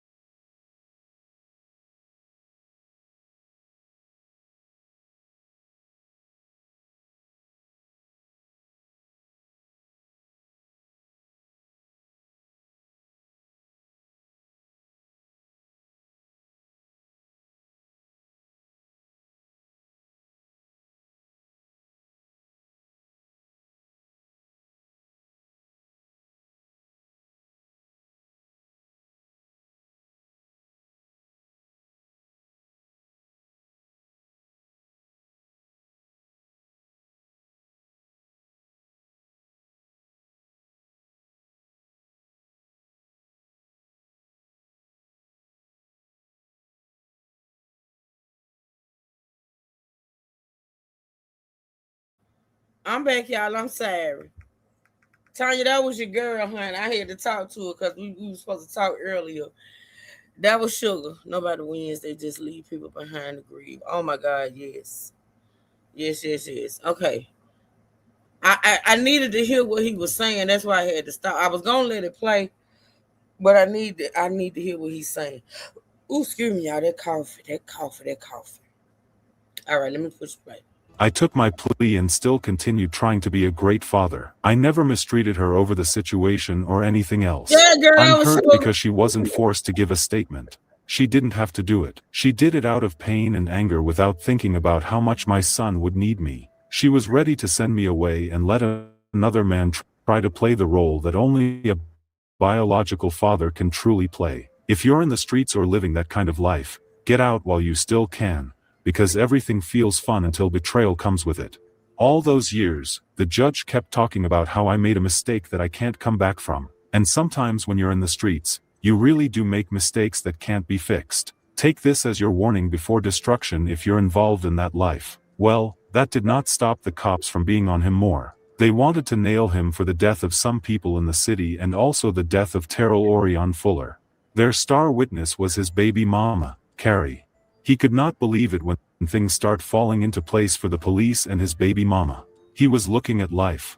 Spell got so upset and could not believe she could do that to him, especially with the fact that he was looking at a life in prison sentence. He posted a note on his account that reads, "The CO said I would not make it to 25. I turned 24 today. I got one more year to survive." He made plans to kill her, so he decided to lure her to his house. He convinced her for a sex session at his house, which she agreed to. Upon getting there, he shot and killed her. He then got online to talk about all that happened. Here is a bunch of the videos. Boy, this shit real life, boy. My life, nigga, I just killed my baby mama, bro. I just killed my child mama, bro. Nigga don't understand, but like, on TV, nigga, like, somebody you took care of, somebody you made sure was straight, bro. She went against me. The first time my baby mama tried to go against me, nigga, on my baby, nigga, the first time she tried to go against me, I took a plea deal so she didn't do it, nigga. That's how bad it hurt me the first time. The first time it hurt me so bad, nigga, I took a plea deal.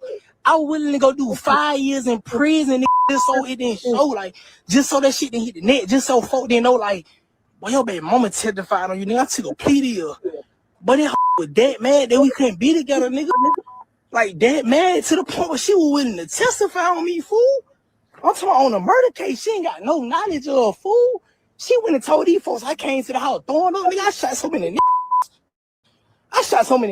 No reason for you to say I went and throw it up, nigga. How many niggas felt this bitch and throw it up? I ain't throw it up and felt this bitch so many times. So why the fuck would I start throwing up today, bro? You hear me? Man, cuz, listen, bro. If y'all need to come down this bitch out, if you me, I love you, could go. It ain't gonna be no more, bro. I can't live with knowing I did no shit like that. I can't live with knowing that I whacked up for trying to go against me, bro. They go a lie. Nigga, I took care of my child, nigga. TB. Nigga, I took care of my child, nigga. She ain't did nothing. She ain't buy my child no clothes, or shoes, or nothing. Nigga, I bought all that. I ain't no guy. You know, as far as I can't say for sure how he found out. I will say this. The trial was Monday. The trial was supposed to start yesterday, right? This happened Friday. A lot of times when you go to court, there's a such thing as a witness list. And the defense, which would have been his lawyer, is entitled to that witness list. They're entitled to know who's about to testify. And he couldn't have known from that, or he could have known from her, or people in the streets, or whoever. But I do know, like, when as far as court is concerned, the defense is out. The prosecution is supposed to have a list of the defense witnesses, and the defense is supposed to have a list of the prosecution witnesses. So he could have found out that way, or hell, she could have told him she was gonna do it, or whatever. I'm not for sure how he found out though.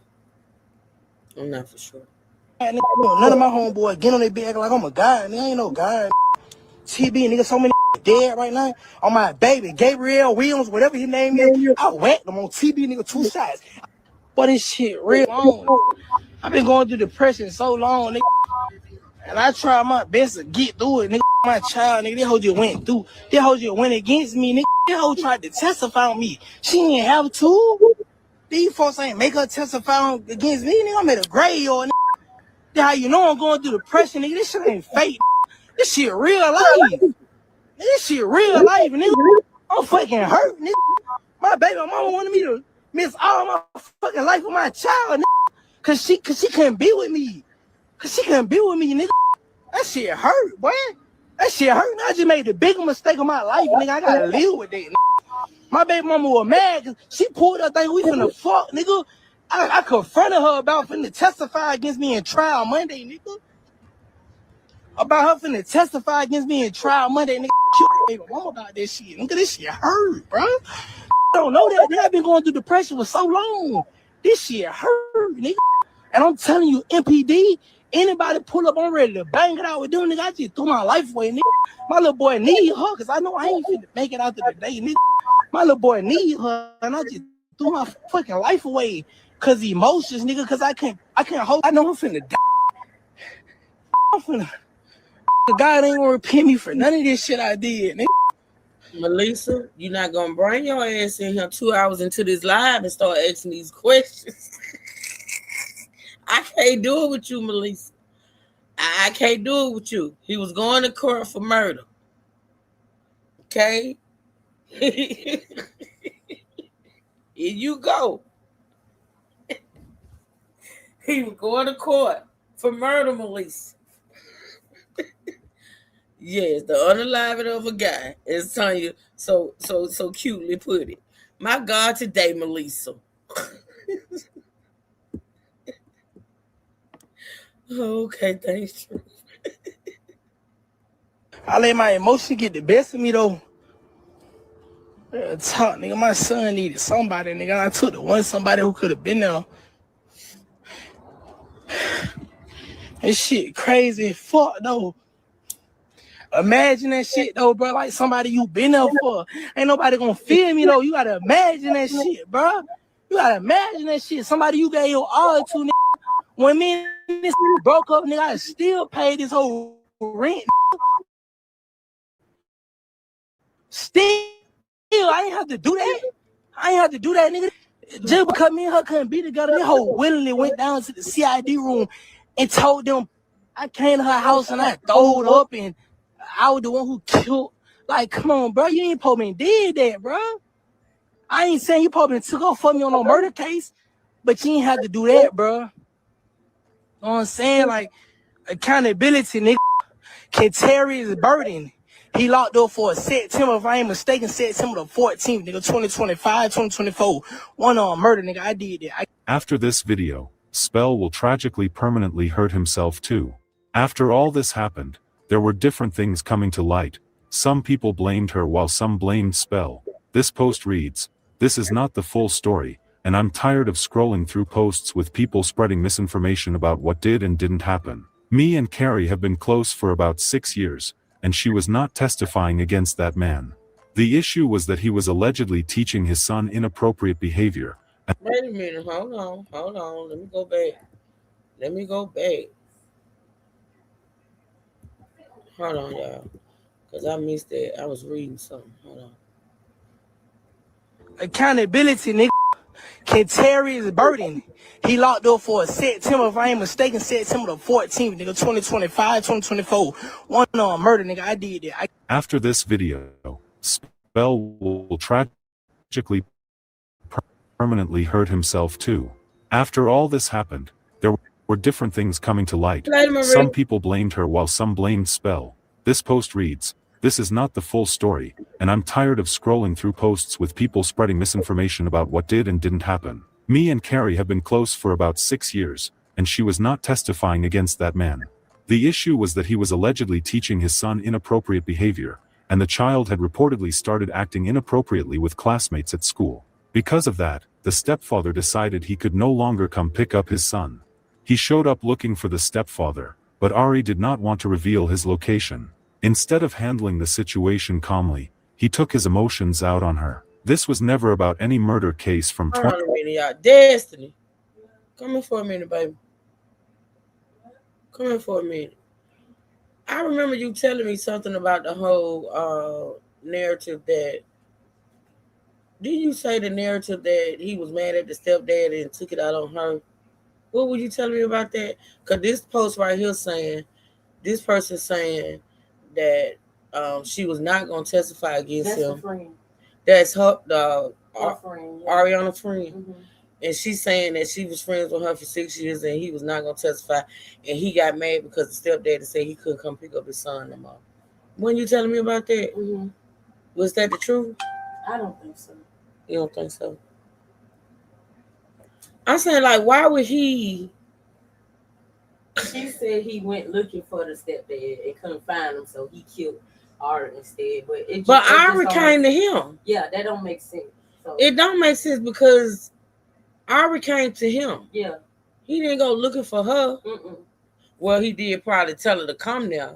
Yeah, he called her. He lured her, but he wasn't looking for her and couldn't find her, or looking for her boyfriend and couldn't find her. True. Can you ask this and what throwed up mean? Throwed up. He was sick. The Ari was saying that after he committed the murder, he was on trial for that. He came to her house and was throwing up because of what he did. And if you watch the live, he was kind of bragging. It wasn't right, but he was he was bragging, saying, "I done killed so many dudes. Why would I throw up? Many folks, why would I throw up?" Like basically just saying she was making up something to make sure he was convicted. Oh, gotcha. Okay.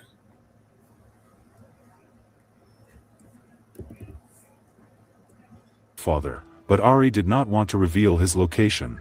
Instead of handling the situation calmly, he took his emotions out on her. This was never about any murder case from 2024 like people.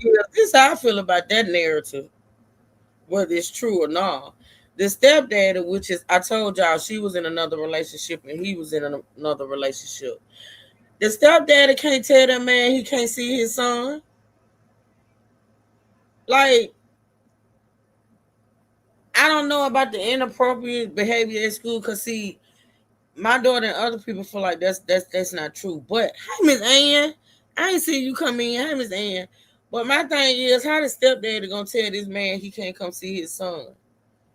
Like, wouldn't that be Ira telling him he couldn't? Like, y'all, this is a mess. Are trying to claim. Y'all are weird for spreading false narratives. Another person said, he didn't kill her because she was going to testify, because she actually wasn't testifying. I've been friends with her for years, and from what I know, he was upset because the stepfather told him he could no longer see his son. He went looking for the stepfather, but Ari refused to give him the location. After that, he became angry and took it out on her instead. That's the real story. Betrayal is betrayal. Why would you take a stand on your BD? Fuck that.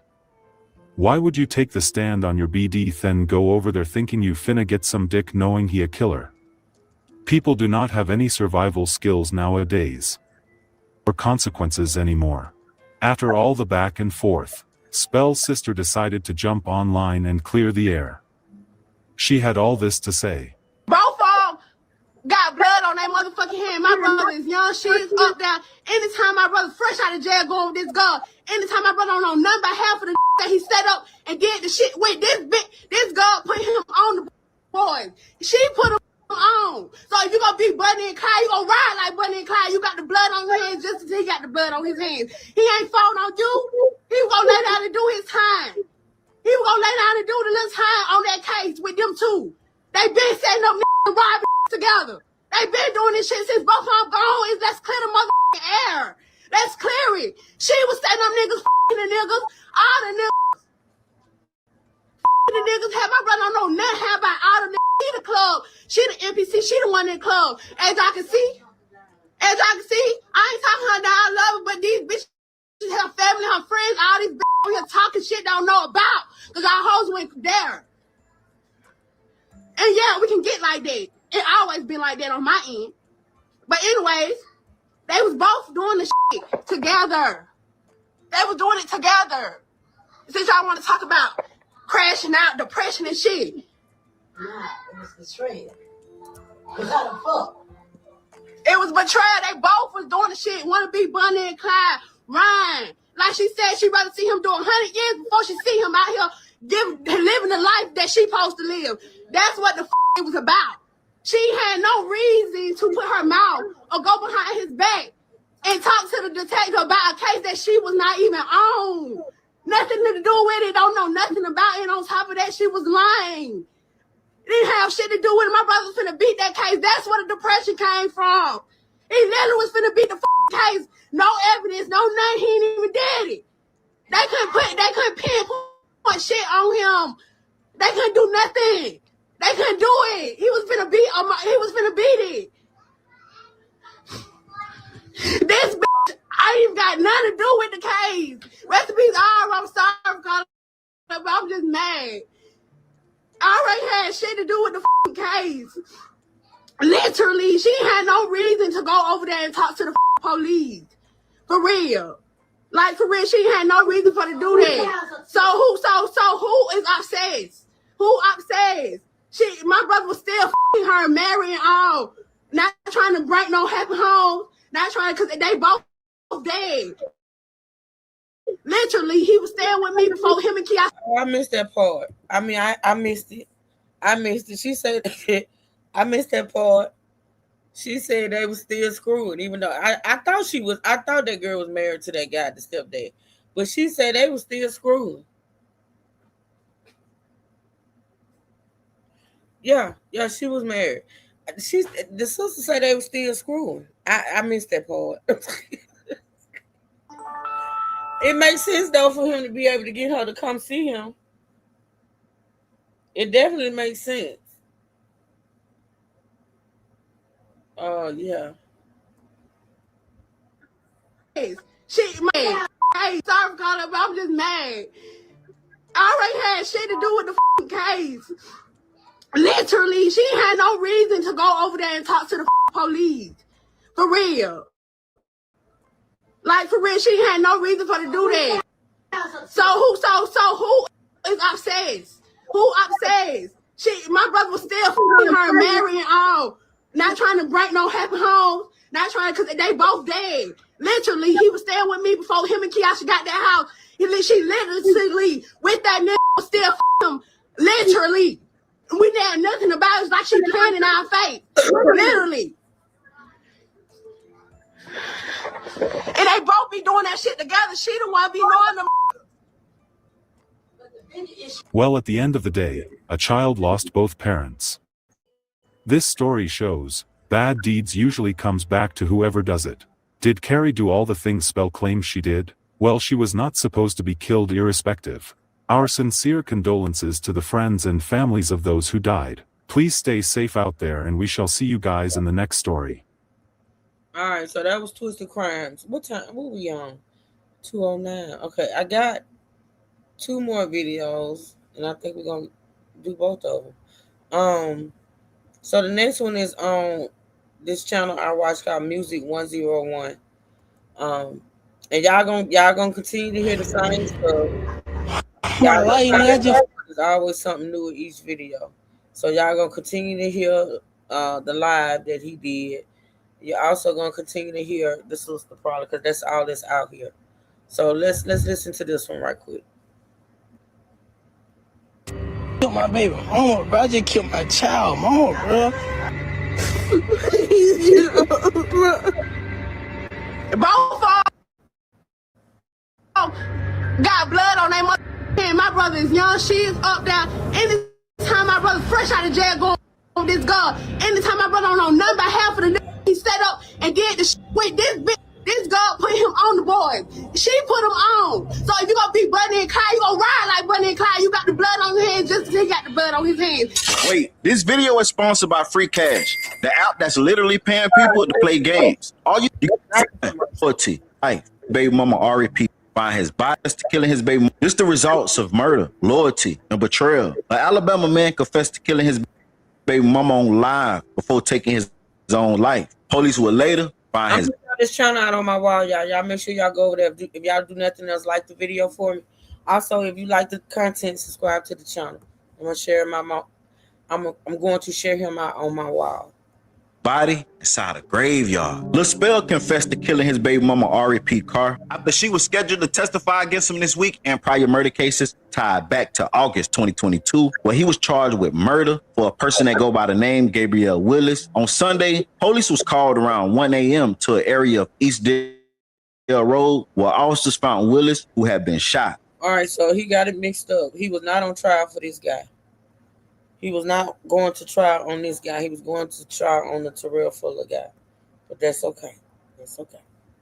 Willis was taken to the hospital, but passed due to his injuries. But it's like, boy. My life, nigga, I just killed my baby mama, bro. I just a child mama, bro. Don't understand, but like on TV, nigga, like somebody you took care of, somebody you made sure was straight, bro. She went against me, nigga. The first time my baby mama tried to go against me, nigga, on my baby, nigga, the first time she tried to go against me, I took a plea deal so she didn't do it, nigga. That's how bad it hurt me the first time. The first time it hurt me so bad, I took a plea deal. I was willing to go do 5 years in prison just so it didn't show, like, just so that she. Thank you, Auntie Pat. I appreciate that. Thank you for supporting the live stream. I appreciate it. They are repeating the same things when I hear something. Yeah, that's why I play them, Tanya. A lot of people say, like, when I find these videos and I play them and I be like, listen, y'all, it's going to be repetitive because you're going to hear some of the same lives. You're going to hear some of the same stuff, but it's always something new or different in each video. And then also, too, I'm a type of person, like, the more I hear something, you know how when you read and comprehend, some people, it's like when you read over and over again, that's how you comprehend. Some people have to read stuff over and over again in order to comprehend it. It's sort of kind of like with these videos. The more you listen to it, the more you soak in the facts, and then you hear new stuff on each one. So, yeah, that's why I play them like that. Nick, just so folk didn't know, like, boy, your baby mama testified on you, nigga. I took a plea deal. But that hoe was that mad that we couldn't be together. Like, that mad to the point where she was willing to testify on me, fool. I'm talking on a murder case. She ain't got no knowledge of, fool. She went and told these folks I came to the house throwing up. I shot so many niggas. There ain't no reason for you to say I went and throwed up. How many niggas felt this bitch and throwed up? I ain't throwed up. Niggas ain't felt this so many times. So why the fuck I started throwing up today? You hear me? Man, cuz, listen, bro. If y'all ain't coming on this bitch, if you fuck me, I love you. Go, it ain't gonna be no more, bro. I can't live with knowing I did no shit like that. I can't live with knowing that I whacked up for trying to go against me, bro. They go a lie. Nigga, I took care of my child, nigga, on TV. Nigga, I took care of my child, nigga. She ain't did nothing. She ain't buy my child no clothes, no shoes, or nothing. I bought all that. I ain't no guy. None of my homeboys get on their bed like I'm a guy. Nigga, I ain't no guy. TB, nigga, so many niggas dead right now. On my baby, Gabriel Williams, whatever his name is, I whacked them on TB, nigga, 2 shots. I made the first, I hit him in the head, the second shot, killed them on TB. The next murder happened back in 2024. Spell confessed to killing Terrell Fuller on live. The deadly shooting happened at 1:40 p.m. Saturday, September 14th, in the 3200 block of Virginia Pines Lane. TB, worst thing I could deal with killer. They go want me to get life. I'm talking about life. Life. They don't ain't give a fuck about my child. I just trilled down. Nigga, I've been fighting through depression for so long. I've been going through depression so long. And I tried my best to get through it for my child, nigga. That hoe just went through. That hoe just went against me, nigga. That hoe tried to testify on me. She didn't have to. These folks ain't make her testify against me, nigga. I'm in a graveyard. That's how you know I'm going through depression, nigga. This shit ain't fake. This shit real life. This shit real life. I'm fucking hurting, nigga. My baby mama wanted me to miss all my fucking life with my child, nigga. Cause she couldn't be with me. Cause she couldn't be with me. That shit hurt, boy.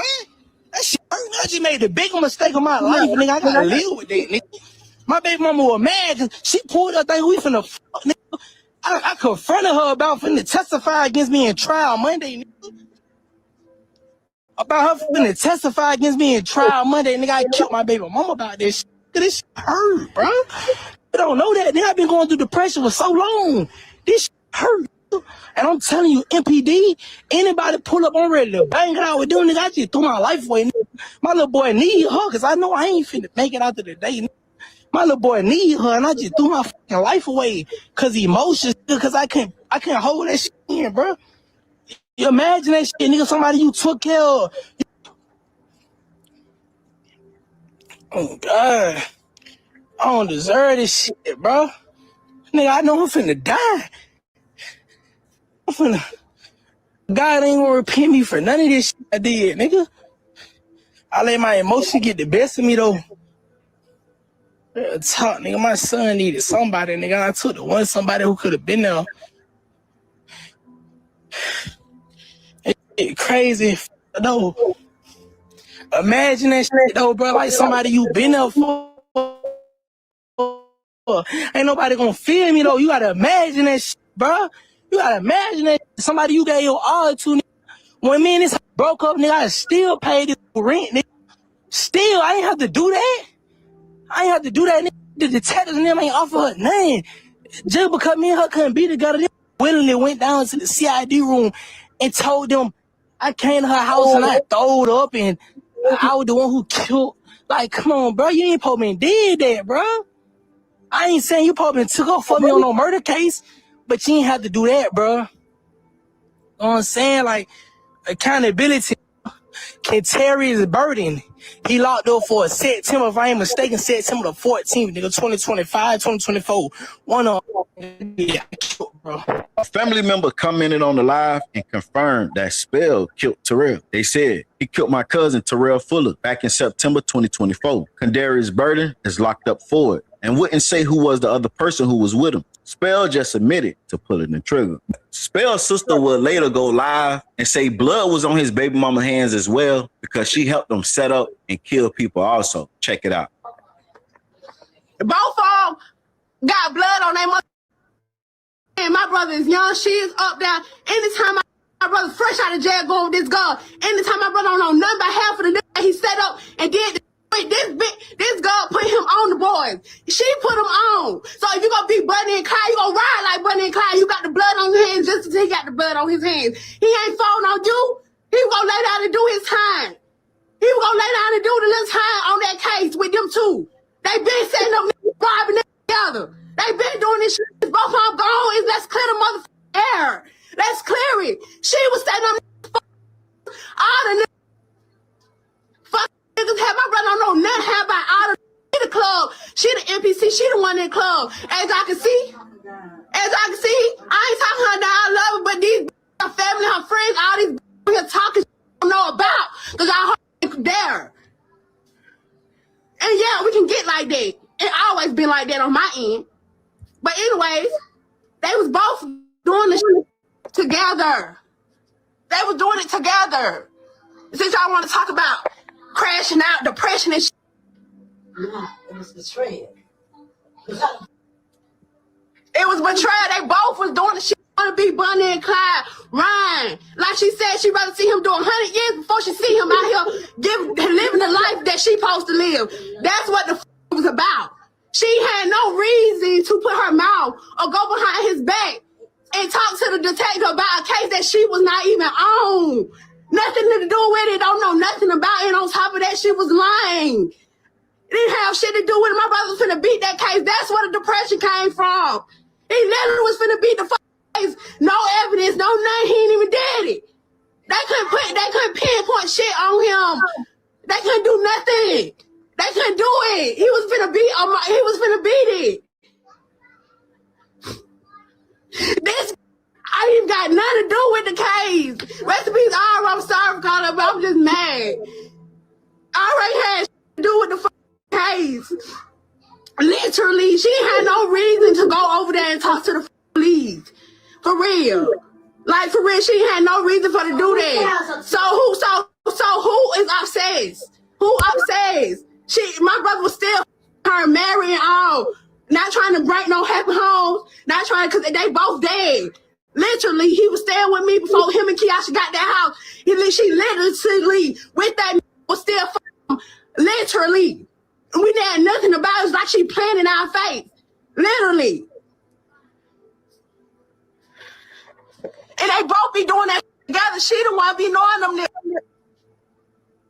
It's mixed emotions on Facebook surrounding this story. And a lot of people are saying that he was wrong. But a lot of people saying she was wrong also. Like this comment right here. Someone said, I don't respect what he did, nor do I condone any of it. But at the same time, people got to understand the streets come with consequences. That baby mama put herself in a dangerous situation too. Instead of standing a woman's place and away from street business, street situations get deep, especially when love, loyalty, and betrayal get mixed in. A real street dude live by certain codes. And when somebody they love go against them, some people take that pain different. Not everybody know how to control emotions or think before reactions. Still, none of this justifies violence. Now, that was a man point of view. This is a lady point of view. She said she killed herself when she set them wiggles up and was in the field like she a street wigger, then turned around and snitched on a man or made it up just because he moved on. She knew who she was dealing with. She set herself up. Spell also called his boss before he killed himself, but she missed the call. She spoke out and said, at Spell, I don't care what anybody says about you. You were one of my favorite employees. You loved your family deeply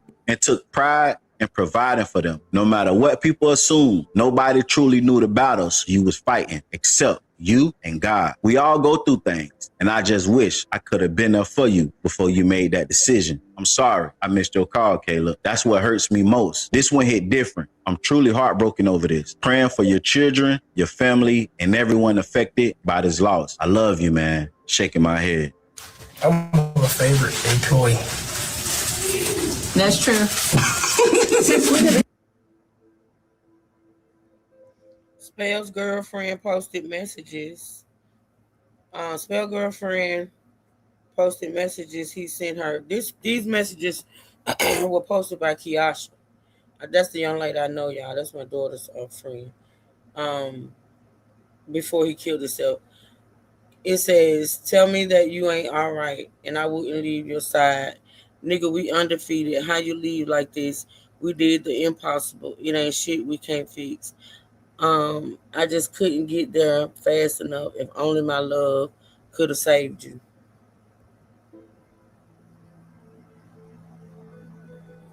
I can't see the messages because they got the messages on the screen. I can't see those text messages. I just read that message that she wrote to him on social media. I have to go back on my tablet because let me see if I can. No, I can't see them messages. But there's messages on the screen to your left that he sent her before he did what he did.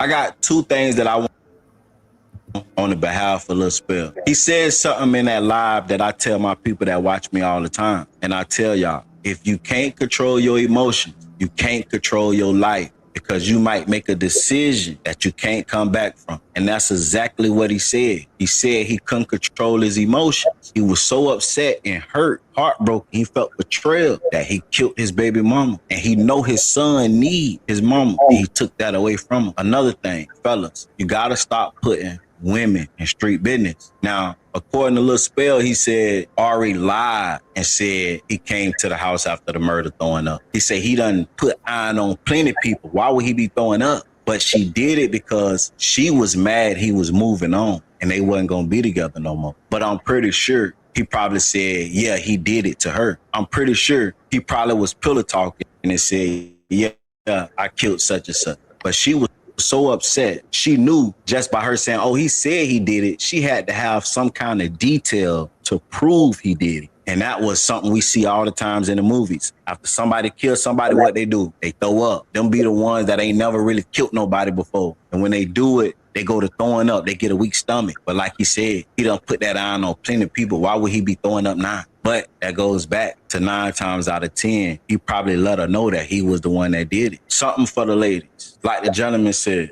in the comments that made the comment, she knew what she was dealing with. She knew what she signed up for. She allegedly was setting up people for him to rob and kill. So you knew you was dealing with somebody that didn't mind killing if they had to. So why would you put yourself in that situation? First off, to be setting up people and getting them robbed and killed. Second off, to testify against this man, all because you was allegedly mad he was moving on. Why would you make up something, if it's true, that can possibly get him life in prison? Why would you want to take him from your child just because you mad? But this is the consequence of murder, loyalty, and betrayal. He was heartbroken that she was willing to take the stand, testify, and send him away for the rest of his life just because he didn't want to be with her no more. And it goes back to what I tell y'all all the time. Gotta control your emotion. Because if you can't control your emotion, you can't control your life. And it's something else that he said. Fellas, get out the streets, man. Let this be an example. Because sometimes you make a decision that you can't come back from. And you're either going to die, go to jail for the rest of your life. Y'all get in the comments and tell me what you think. Like, comment, subscribe, turn on all post notifications. It's free. Do it for me. I gotta please get up, bro. Please get up, bro. I need my cut. I need my cut. The rest of that is just showing that I don't think you need to see that again. All right, let's go to this last one. It's gonna be the last one. I'm sure it's gonna have some of the same stuff in it, but we're gonna see, and then we're gonna move on. Well, we're gonna get off of here for the day, and we'll be back tomorrow. This one is from Shadow Crimes TV. I also watch this channel too as well, y'all.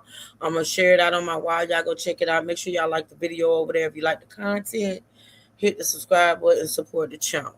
When you say, well, that's crazy, it makes no sense if she was married. What's crazy? Let's talk about it. What's crazy? It makes no sense if she was married.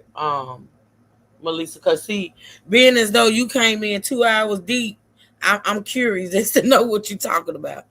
Tay said she trusted him enough to meet up with him. I don't believe she thought he would do that to her. Maybe not. You know what? And the thing about it is, maybe she didn't even know he knew she was testifying. I don't know. The thing about these cases, when both people are gone, you just never know what in the hell happened, what was said in those last moments. You just don't know. You just don't know. Now that husband over there, he left without answers. He fucked up. Kiasha is left without answers. She fucked up. It's just, you leave just a big mess. You know what I'm saying? You just leave a big mess. But I'm curious as to what Melissa talking about, honey. But let's go to this last video, which was released, I think, on yesterday. And we're gonna listen. And I'm listen. If this video, which I'm sure is gonna have some of that live in it, I might fast forward through some parts. But let's see. Let's see how it goes. At this point, we done heard it enough.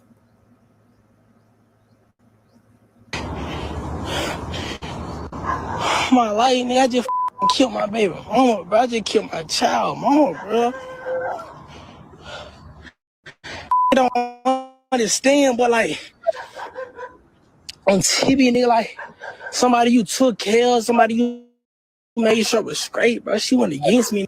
The first time my baby mama tried to go against me, God bless. What'd you say, Sonya? He said she came thinking they were going to sleep together. Instead, he confronted her about what she had done. And see, that goes to what the sister said. You remember what the sister said? The sister said they were still having sex, even though she was married and he was with somebody else. She said they were still having sex, so that makes sense if she showed up to have sex. If they've been having sex, you know what I'm saying? Then somebody say this hoe was married and the stepdad told the real dad to kick rocks and don't come. Yeah. That's what I think, true. She didn't know he knew she was testifying. Could be. Not Miss Pat said she was a cougar. Well, I don't know, Miss Pat. He was 24, she was 29. You consider that cougar activities.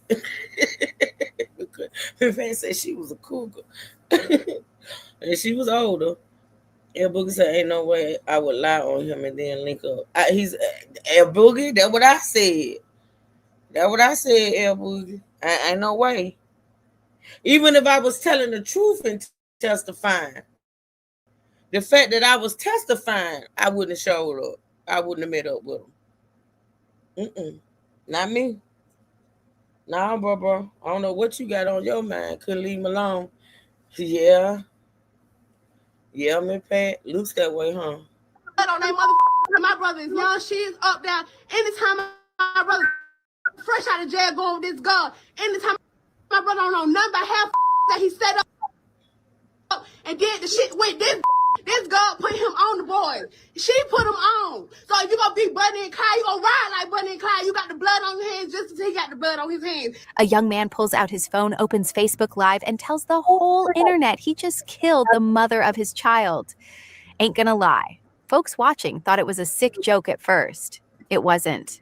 By the time that stream cut off, 2 people were dead, a little boy was an orphan, and a whole city was left trying to figure out how we got here. Let me tell you something. This one ain't about a stranger in the shadows. This one is about love, betrayal, a courtroom date that was never going to happen, and a graveyard nobody saw coming. This is the story of Lee Spell and R.E.P. Carey. You're watching Shadowed Crimes TV. We tell the stories that need to be told. Domestic violence, toxic relationships, and the lives lost behind closed doors. No sugarcoating, no excuses, just the truth. If you're new here, subscribe and join us as we shed light on shadowed stories. Montgomery, Alabama, the city that birthed the civil rights movement. Home to history, to government buildings, to communities where everybody know everybody. But for all that history, Montgomery got another side too. A side where the homicide count climb every year, where young folks pick up guns before they pick up steady work, and where neighborhood beefs turn deadly in the time it takes to send a text.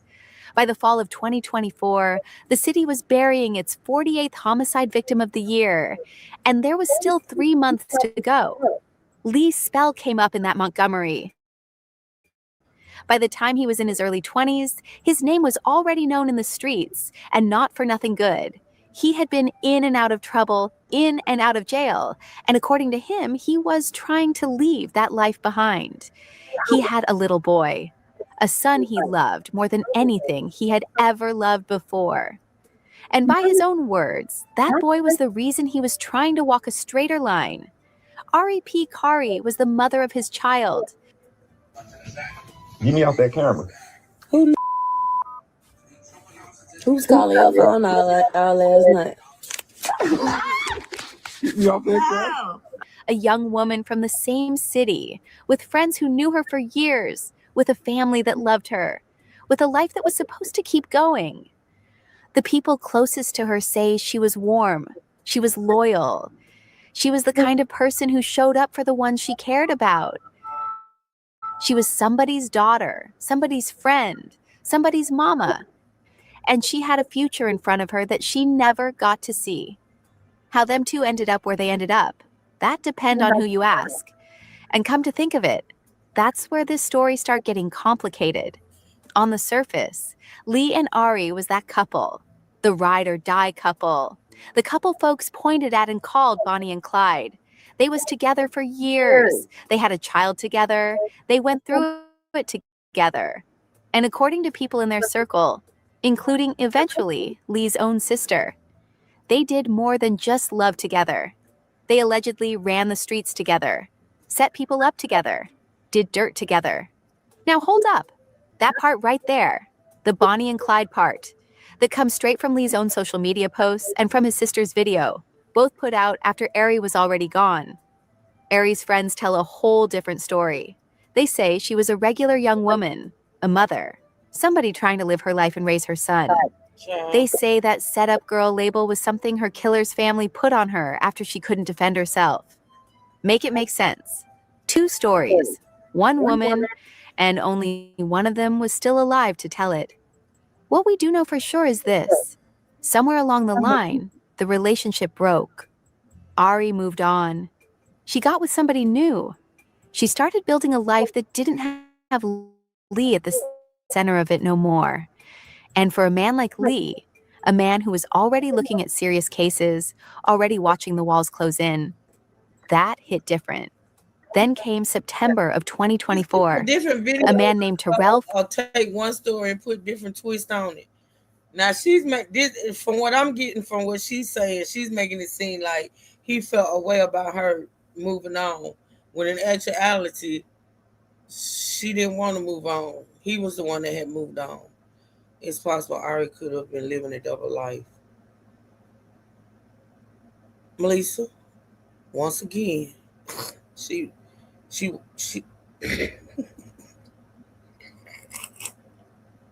Okay, let me go back to the beginning.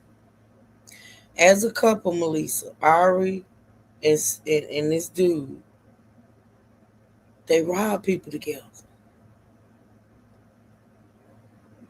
She would scope out the dudes. She would set them up. They rob people together when they was together. Long story short, they ended up breaking up. She got married to somebody else. He was in a relationship with somebody else. At one point in time, they was on a case together, a robbery case. And she was going to testify against him in that robbery case. But he took a plea. So there was no testimony needed. But she was actually going to testify against him, but he took a plea. Fast forward, he allegedly committed a murder that she knew nothing about, had no parts in. But she went to the police and said she knew that he had done it, said that he had came to her house after the murder and was thrown up and things of that nature. Living a double life, I don't know, because I don't think after she got with her husband, she was like robbing with him anymore or whatever. But she did live that life before she got with that man, when she was in a relationship with him. You got it, Melissa? You got it? Or do you got more questions? Melissa said she was living a double life. That damn Melissa. Fuller, 25 years old, was shot and killed on Virginia Pines Lane in Montgomery. By that December, Montgomery police had charged a 22-year-old named Kentarius Burden with Fuller's murder. Burden was already locked up on a robbery charge. The case looked closed. Looked like it had a name on it.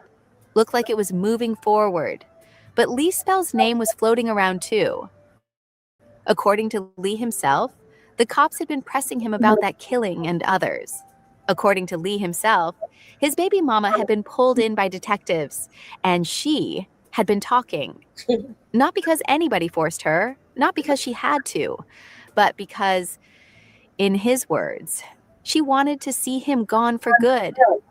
Anyways, Lee had cases, more than one. He had already taken a plea deal on one of them, and he said he took that plea for one reason. So Ari wouldn't get on the stand and tell the world what she knew about him. He said he ate that time so the streets wouldn't know his baby mama was talking. And looking back now, that detail right there tell you everything about where his head was. But hey, taking a plea didn't fix nothing. The detectives kept coming. The cases kept stacking. And somewhere in the middle of all that, Lee sat down and wrote a post that read like a man already saying goodbye. He talked about changing for his son. He talked about how the streets ate him up. He talked about how the only person in the world who could send him away forever was the same woman who used to ride beside him. Then he wrote one more line that nobody really paid attention to at the time. He said a correctional officer once told him he wouldn't make it to 25. He had just turned 24, and he said he had one more year to survive. Come to think of it, that wasn't a warning to himself. That was a warning to everybody else. The day it happened started like any other. Ari got a call or maybe a text. The details still murky. But what we know is Lee reached out to her, and the conversation wasn't about court. It wasn't about the son. It was about them, about getting back together, about one more night. He told her to come through, and she did. Now, I ain't gonna sit here and tell you what was in her head when she pulled up to that house, Maybe she still loved him. Maybe she missed him. Maybe she thought they could fix it. Maybe she was just tired. We don't get to know. What we know is she walked through that door alive and she never walked back out. The minute she was inside, Lee confronted her. Not about love, not about a future, about the trial, about what she had said to detectives, about what she was about to say in court. There was no second chance, no real talk, no sitting down to work it out. He pulled a gun, and he shot her. Then he did something nobody who had ever worked a murder case had really seen the like of. He didn't run. He didn't hide. He didn't even put the gun down. He pulled out his phone, he opened Facebook Live, and he started talking. I just killed my baby. That was the first thing out his mouth. Folks watching from their couches, from their work breaks, from their kitchens. They thought it was a prank. They thought somebody was playing too much over her and her trying to talk. You know what? Let's just let it play. But the longer he talked, the more it sank in that this wasn't no joke. This was a confession. In real time. With a body in the next room. He talked about the depression. He talked about how long he had been hurting. He talked about how she had betrayed him, how she had gone to the detectives on a case she had no part in. He talked about how she had forced him to take pleas, just so she wouldn't get on the stand and damage him. He talked about his son.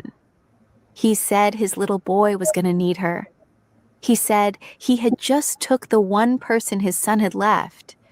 He said, I let my emotions get the best of me. He said he had made the biggest mistake of his life. He said he knew the police was coming. He said he wasn't going to make it through the day. He told Montgomery PD straight up to come on, that he was ready to bang it out with whoever pulled up. He talked and he talked and he talked. He cried. He laughed in places he shouldn't have. He said things only a man who knew he wasn't coming back from this would say. And at some point, the camera cut off. When it did, Lee left the house. He didn't drive to a hideout. He didn't call a lawyer. He didn't text his sister. He drove to a cemetery. He walked through the headstones, through the names of people who had already died, and he stopped somewhere in the middle of all of it. That's where they found him, in a graveyard in Montgomery, Alabama, with the gun beside him. He had taken his own life. 2 bodies, 1 live stream, 1 little boy left with neither parent. And the city of Montgomery woke up the next morning to find out the worst killing of the year wasn't going to be solved by no detective. The killer had already told the whole story himself. My life, nigga, I just killed my baby mama, bro. I just killed my child mama, bro. I don't understand, but like, on TV, nigga, like, somebody you took care of, somebody you made sure was straight, bro. She went against me. The first time my baby mama tried to go against me on my baby, nigga, the first time she tried to go against me, I took a plea deal so she didn't do it, nigga. That's how bad it hurt me the first time. The first time it hurt me so bad, I took a plea deal. I was willing to go do 5 years in prison just so it didn't show, like, just so that shit didn't hit the net, just so folk didn't know, like, boy, your baby mama testified on you, nigga. I took a plea deal. But that hoe was that mad that we couldn't be together. Like, that mad to the point where she was willing to testify on me, fool. I'm talking about on a murder case. She ain't got no knowledge of a fool. She went and told these folks I came to the house throwing up. Nigga, I shot so many. There ain't no reason for you to say I went and throwed up. How many done felt this? I ain't throwed up. I ain't throwed up and felt this so many times. So why the when I started throwing up today, bro? You hear me? Man, cuz, listen, bro. If y'all come to me, if you fuck me, I love you. Yo, ain't gonna be no more, bro. I can't live with knowing I did no shit like that. I can't live with knowing that I whacked up for trying to go against me, bro. They go lie. I took care of my child on TV. Man, I took care of my child, nigga. She ain't did nothing. She ain't buy my child no clothes or shoes or nothing. I bought all that. I ain't no guy, nigga. I don't want none of my homeboys getting on their bed acting like I'm a guy, nigga. I ain't no guy. TB, so many niggas dead right now. On my baby, Gabriel Williams, whatever his name is, I whacked them on TB, nigga, 2 shots. I made it first, I hit him in the head, the second shot, killed them on TB. Whack. They ain't give a fuck about my child. I just tripped down. Nigga, I've been fighting through depression for so long. I've been going through depression so long. And I try my best to get through it for my child. That hoe just went through. That hoe just went against me, nigga. That hoe tried to testify on me. She didn't have to. These folks ain't make her testify against me. Nigga, I'm at a graveyard. That's how you know I'm going through depression. This shit ain't fake. This shit real life. This shit real life. I'm fucking hurt. My baby mama wanted me to miss all my life with my child, nigga. Cause she couldn't be with me. Nigga. That shit hurt, boy. That shit hurt. Now I just made the biggest mistake of my life. I gotta live with it. My baby mama was mad because she pulled up thing we finna fuck. I confronted her about finna testify against me in trial Monday. About her finna testify against me in trial Monday. Nigga, I killed my baby mama about that shit. Nigga, this shit hurt, bro. I don't know that. Nigga, I've been going through depression for so long. This shit hurt. And I'm telling you, MPD, anybody pull up, I'm ready to bang it out with them, nigga. I just threw my life away, nigga. My little boy need her, because I know I ain't finna make it out to the day. My little boy need her, and I just threw my life away. Because emotions, nigga, I couldn't hold that shit in, bro. You imagine that shit, nigga, somebody you took care of. You did that, bro. I ain't saying you probably took off for me on no murder case.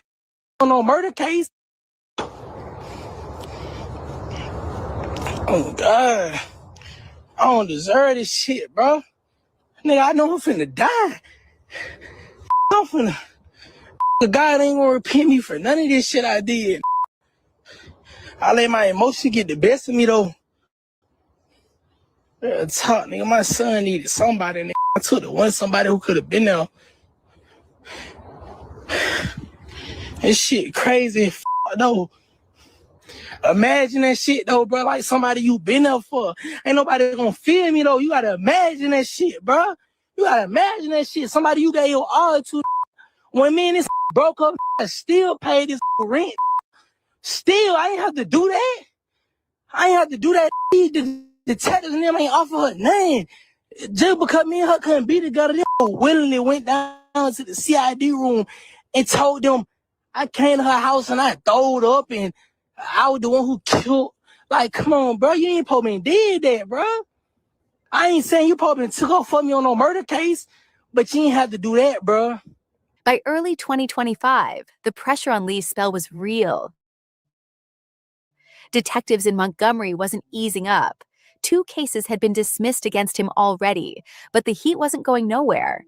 The cops wanted him for more than petty street stuff. They wanted him for bodies.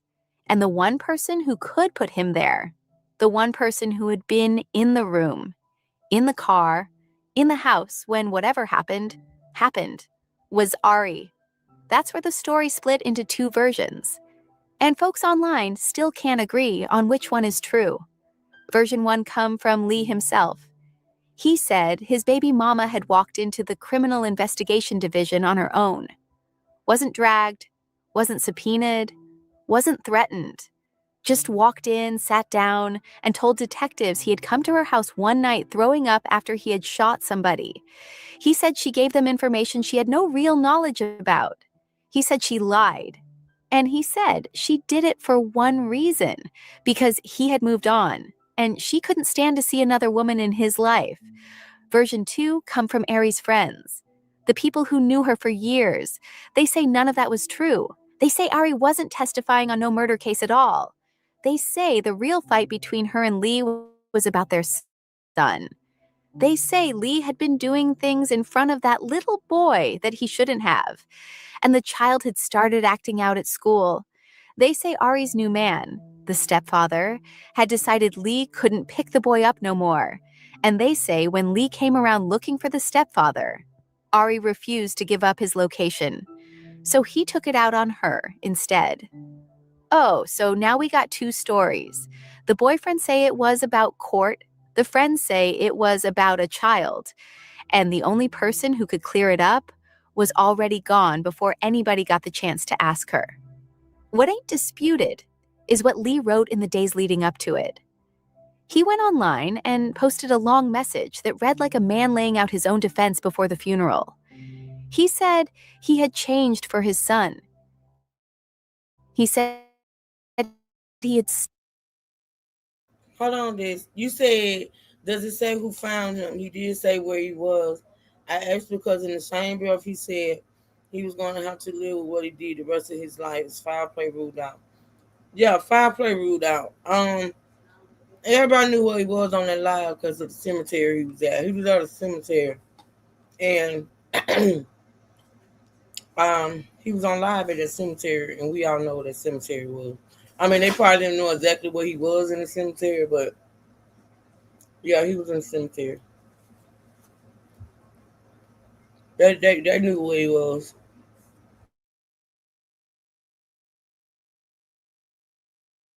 Stopped getting in the street. He said his baby mama had heard he was moving on, and that's when she went to the detectives. He said he took plea deals. He ate time. He did everything he could to keep her name out his mouth, and she still wouldn't let him be. Then he wrote this. He said the only thing she was planning to do when he went away was nothing.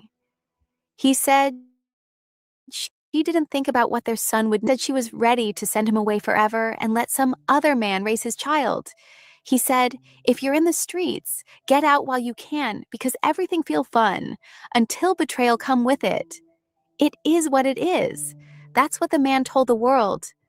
And then came the line that should have made somebody, anybody, pick up the phone. He posted that a correctional officer once told him he wouldn't make it to 25. He said he had just turned 24. He said he had one more year to survive. Nobody called nobody. Nobody got involved. Nobody pulled Ari aside. Looking back now, that post was the loudest warning anybody could have put out, and the whole internet scrolled right past it. By the time Montgomery police got to the house, the live stream had already done their job for them. Screenshots was flying across Facebook, Twitter, Threads, TikTok, everywhere. Folks had screen recorded the whole thing before Facebook pulled it down. The platform tried to scrub it from the internet, but by then, the internet had it. The internet would never not have it. Officers found Ari right where Lee said he left her, inside the house, gone. There was no scene to process the way detectives normally process scenes, because the killer had already narrated every step on camera. There was no whodunit. There was no mystery. There was just a body, a phone, and a confession that hundreds of thousands of people had already watched. Then came the second call, a body in a graveyard. Officers worked their way through the headstones until they found him. Lee Spell, dead by his own hand, in the same city where he had been raised, in a cemetery where his name would soon join the ones on the stones around him. Montgomery PD didn't have to chase nobody. They didn't have to build no case. The case had built itself, and it had closed itself, all in a matter of hours. But that don't mean there wasn't questions. The biggest one, the one investigators still got to chew on, is the Terrell Fuller case. Remember, back in December of 2024, Montgomery PD had already charged a 22-year-old named Kentarius Burden with Fuller's murder. That case had a suspect. That case had a warrant. That case was moving. Then here come Lee Spell on a live stream, telling the world he was the one who whacked Fuller. 2 shots, he said, on camera. So what now? Was Lee telling the truth and dying with the credit? Was he lying and dying with a lie? Was there more than one shooter on Virginia Pines Lane that day? Detectives ain't gonna get to ask him. He took those answers with him to the cemetery. And anybody else who knew anything, well, one of them was Ari, and she ain't here to talk neither. That's 2 homicide investigations now, with critical witnesses missing. And whatever Ari really told the detectives, whatever she really knew, whatever she really did or didn't do, it died in that house with her. When the live stream hit the internet did what the internet does. It picked sides. On one side, you had folks who saw a young woman murdered by the father of her child, broadcast in real time and called it exactly what it was. A domestic killing, no asterisks, no debates. They said no matter what Ari did or didn't do, no matter what was said about her, she didn't deserve to be lured to a house and shot. They said that's the line. And any conversation that walk up to that line is already walking too close. On the other side, you had folks who took Lee at his word, They said she had snitched. They said she was a setup girl. They said the streets had rules, and she broke them. In the middle of all that, Ari's friends got online. One of them posted, and I'm quoting her directly. She said, "Me and Carrie have been close for about 6 years, and she was not testifying against that man." She said the real fight was about the son, the stepfather, the custody, not no murder trial. She said folks was spreading lies on her friend because her friend wasn't there to defend herself. Then came Lee's sister. She got on camera too. And she had a whole different message. She said, both of got blood on their hands. She said her brother was young. She said Ari was up there too. She said the second Lee got out of jail, Ari was the one setting him up, putting him on, riding with him like Bonnie and Clyde. She said her brother wouldn't have folded on Ari, and Ari shouldn't have folded on him. She said this whole thing was about betrayal. Not court, not custody, not depression, just betrayal. 2 women, both speaking for the dead, both saying the other one was lying. Make it make sense. What you believe at this point depend on what you walked in believing. Some folks said the sister was just trying to protect her brother's name. Some folks said the friends was just trying to protect Ari's. Some folks said both could be true at the same time. That Ari could have been deep in something with Lee and still ain't deserved to die for it. That last one is probably the one that hold up the best when you really sit with it. Both got blood on hand. My brother is young. She is up there. Anytime my brother fresh out of jail going with this girl, anytime my brother don't know nothing about half of the that he set up and did the shit with this girl put him on the boys. She put him on. So if you gonna be Bunny and Clyde, you gonna ride like Bunny and Clyde. You got the blood on your hands just as he got the blood on his hands. He ain't falling on you. He was gonna lay down and do his time. He was gonna lay down and do the little time on that case with them two. Been setting up and robbing together. They doing this shit since both of them gone. Let's clear the air. Let's clear it. She was setting up all the have my brother don't know nothing about all the she the club. She the NPC. She the one in the club. As I can see, I ain't talking her down. I love her, but these her family, her friends, all these on here talking shit don't know about because I went there. And yeah, we can get like that. It always been like that on my end. But anyways, they was both doing the shit together. They was doing it together. Since y'all want to talk about crashing out, depression and shit. Nah, it was betrayal.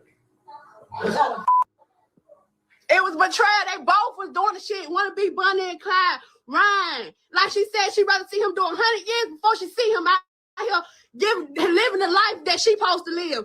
That's what the it was about. She had no reason to put her mouth or go behind his back and talk to the detective about a case that she was not even on. Nothing to do with it. Don't know nothing about it. On top of that, she was lying. It didn't have shit to do with it. My brother was finna beat that case. That's where the depression came from. He literally was finna beat the case. No evidence, no nothing. He ain't even did it. They couldn't pinpoint shit on him. They couldn't do nothing.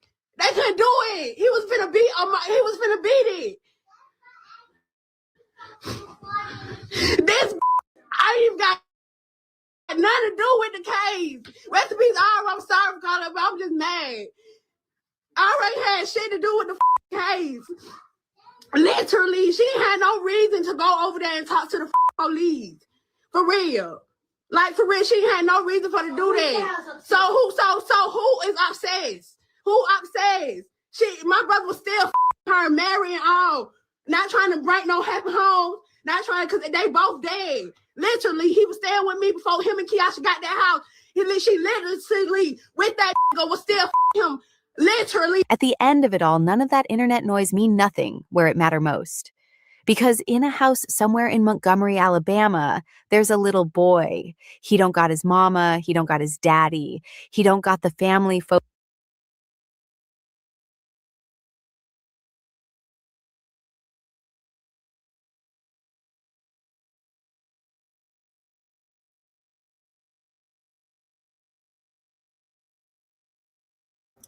I was going off on mute. I'm talking about going off.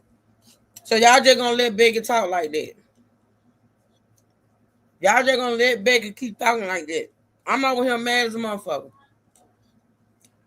I don't know what the hell Becky got going on.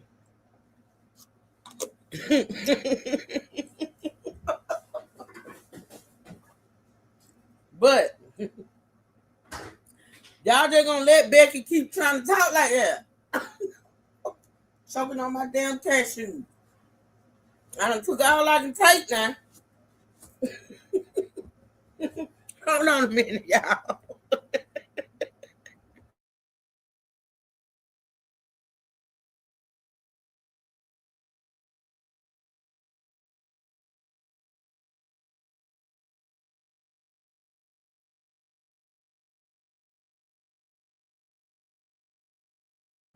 All right, y'all, let's get ready.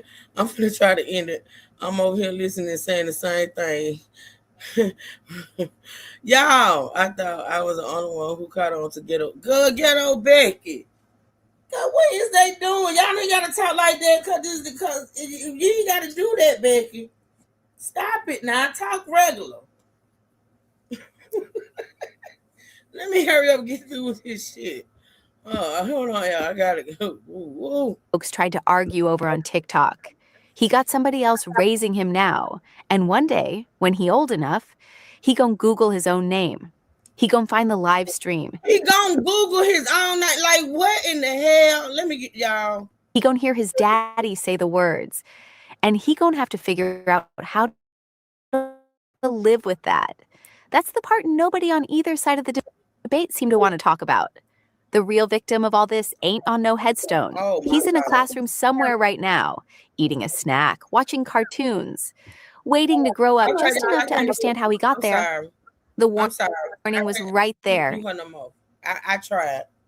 And the most he talked, the mad I get, y'all. That's it. That's the last video. I can't do that. I can't do that. No, I can't do her. That's just slapping out. I mean, I can't do her.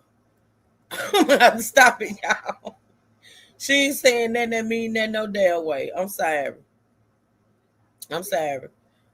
Yeah, I can't do AI Becky. I can't do her. That shit wasn't cute at all. Anywho, we finna go. Y'all. That was it on that. Now, the only way I'll come back on this story, because it's pretty much over, if something breaks about the case that the other guy is a part. You know, anything that breaks that I feel like we should talk about, I will. Other than that, it's pretty much over. It's a done deal. You know, they both are unalive, so I don't see too much more coming out of it. But if it does, of course, I'll be back. Yeah, so I just want y'all to pray for both families, okay? Pray for both families. Pray for that little boy, and yeah, it's pretty sad, y'all. It's pretty sad. But I did this. I promised my daughter I would cover it, so I did. So, yeah. I'm telling you, Tanya, at least use somebody that gonna make it sound like it's now. You know, child. Thank you, Lady Marie. Anywho, y'all, I'm gonna see y'all in about 40 minutes on the other side. I do appreciate y'all supporting this live stream, though. I really, really do. Now, for those that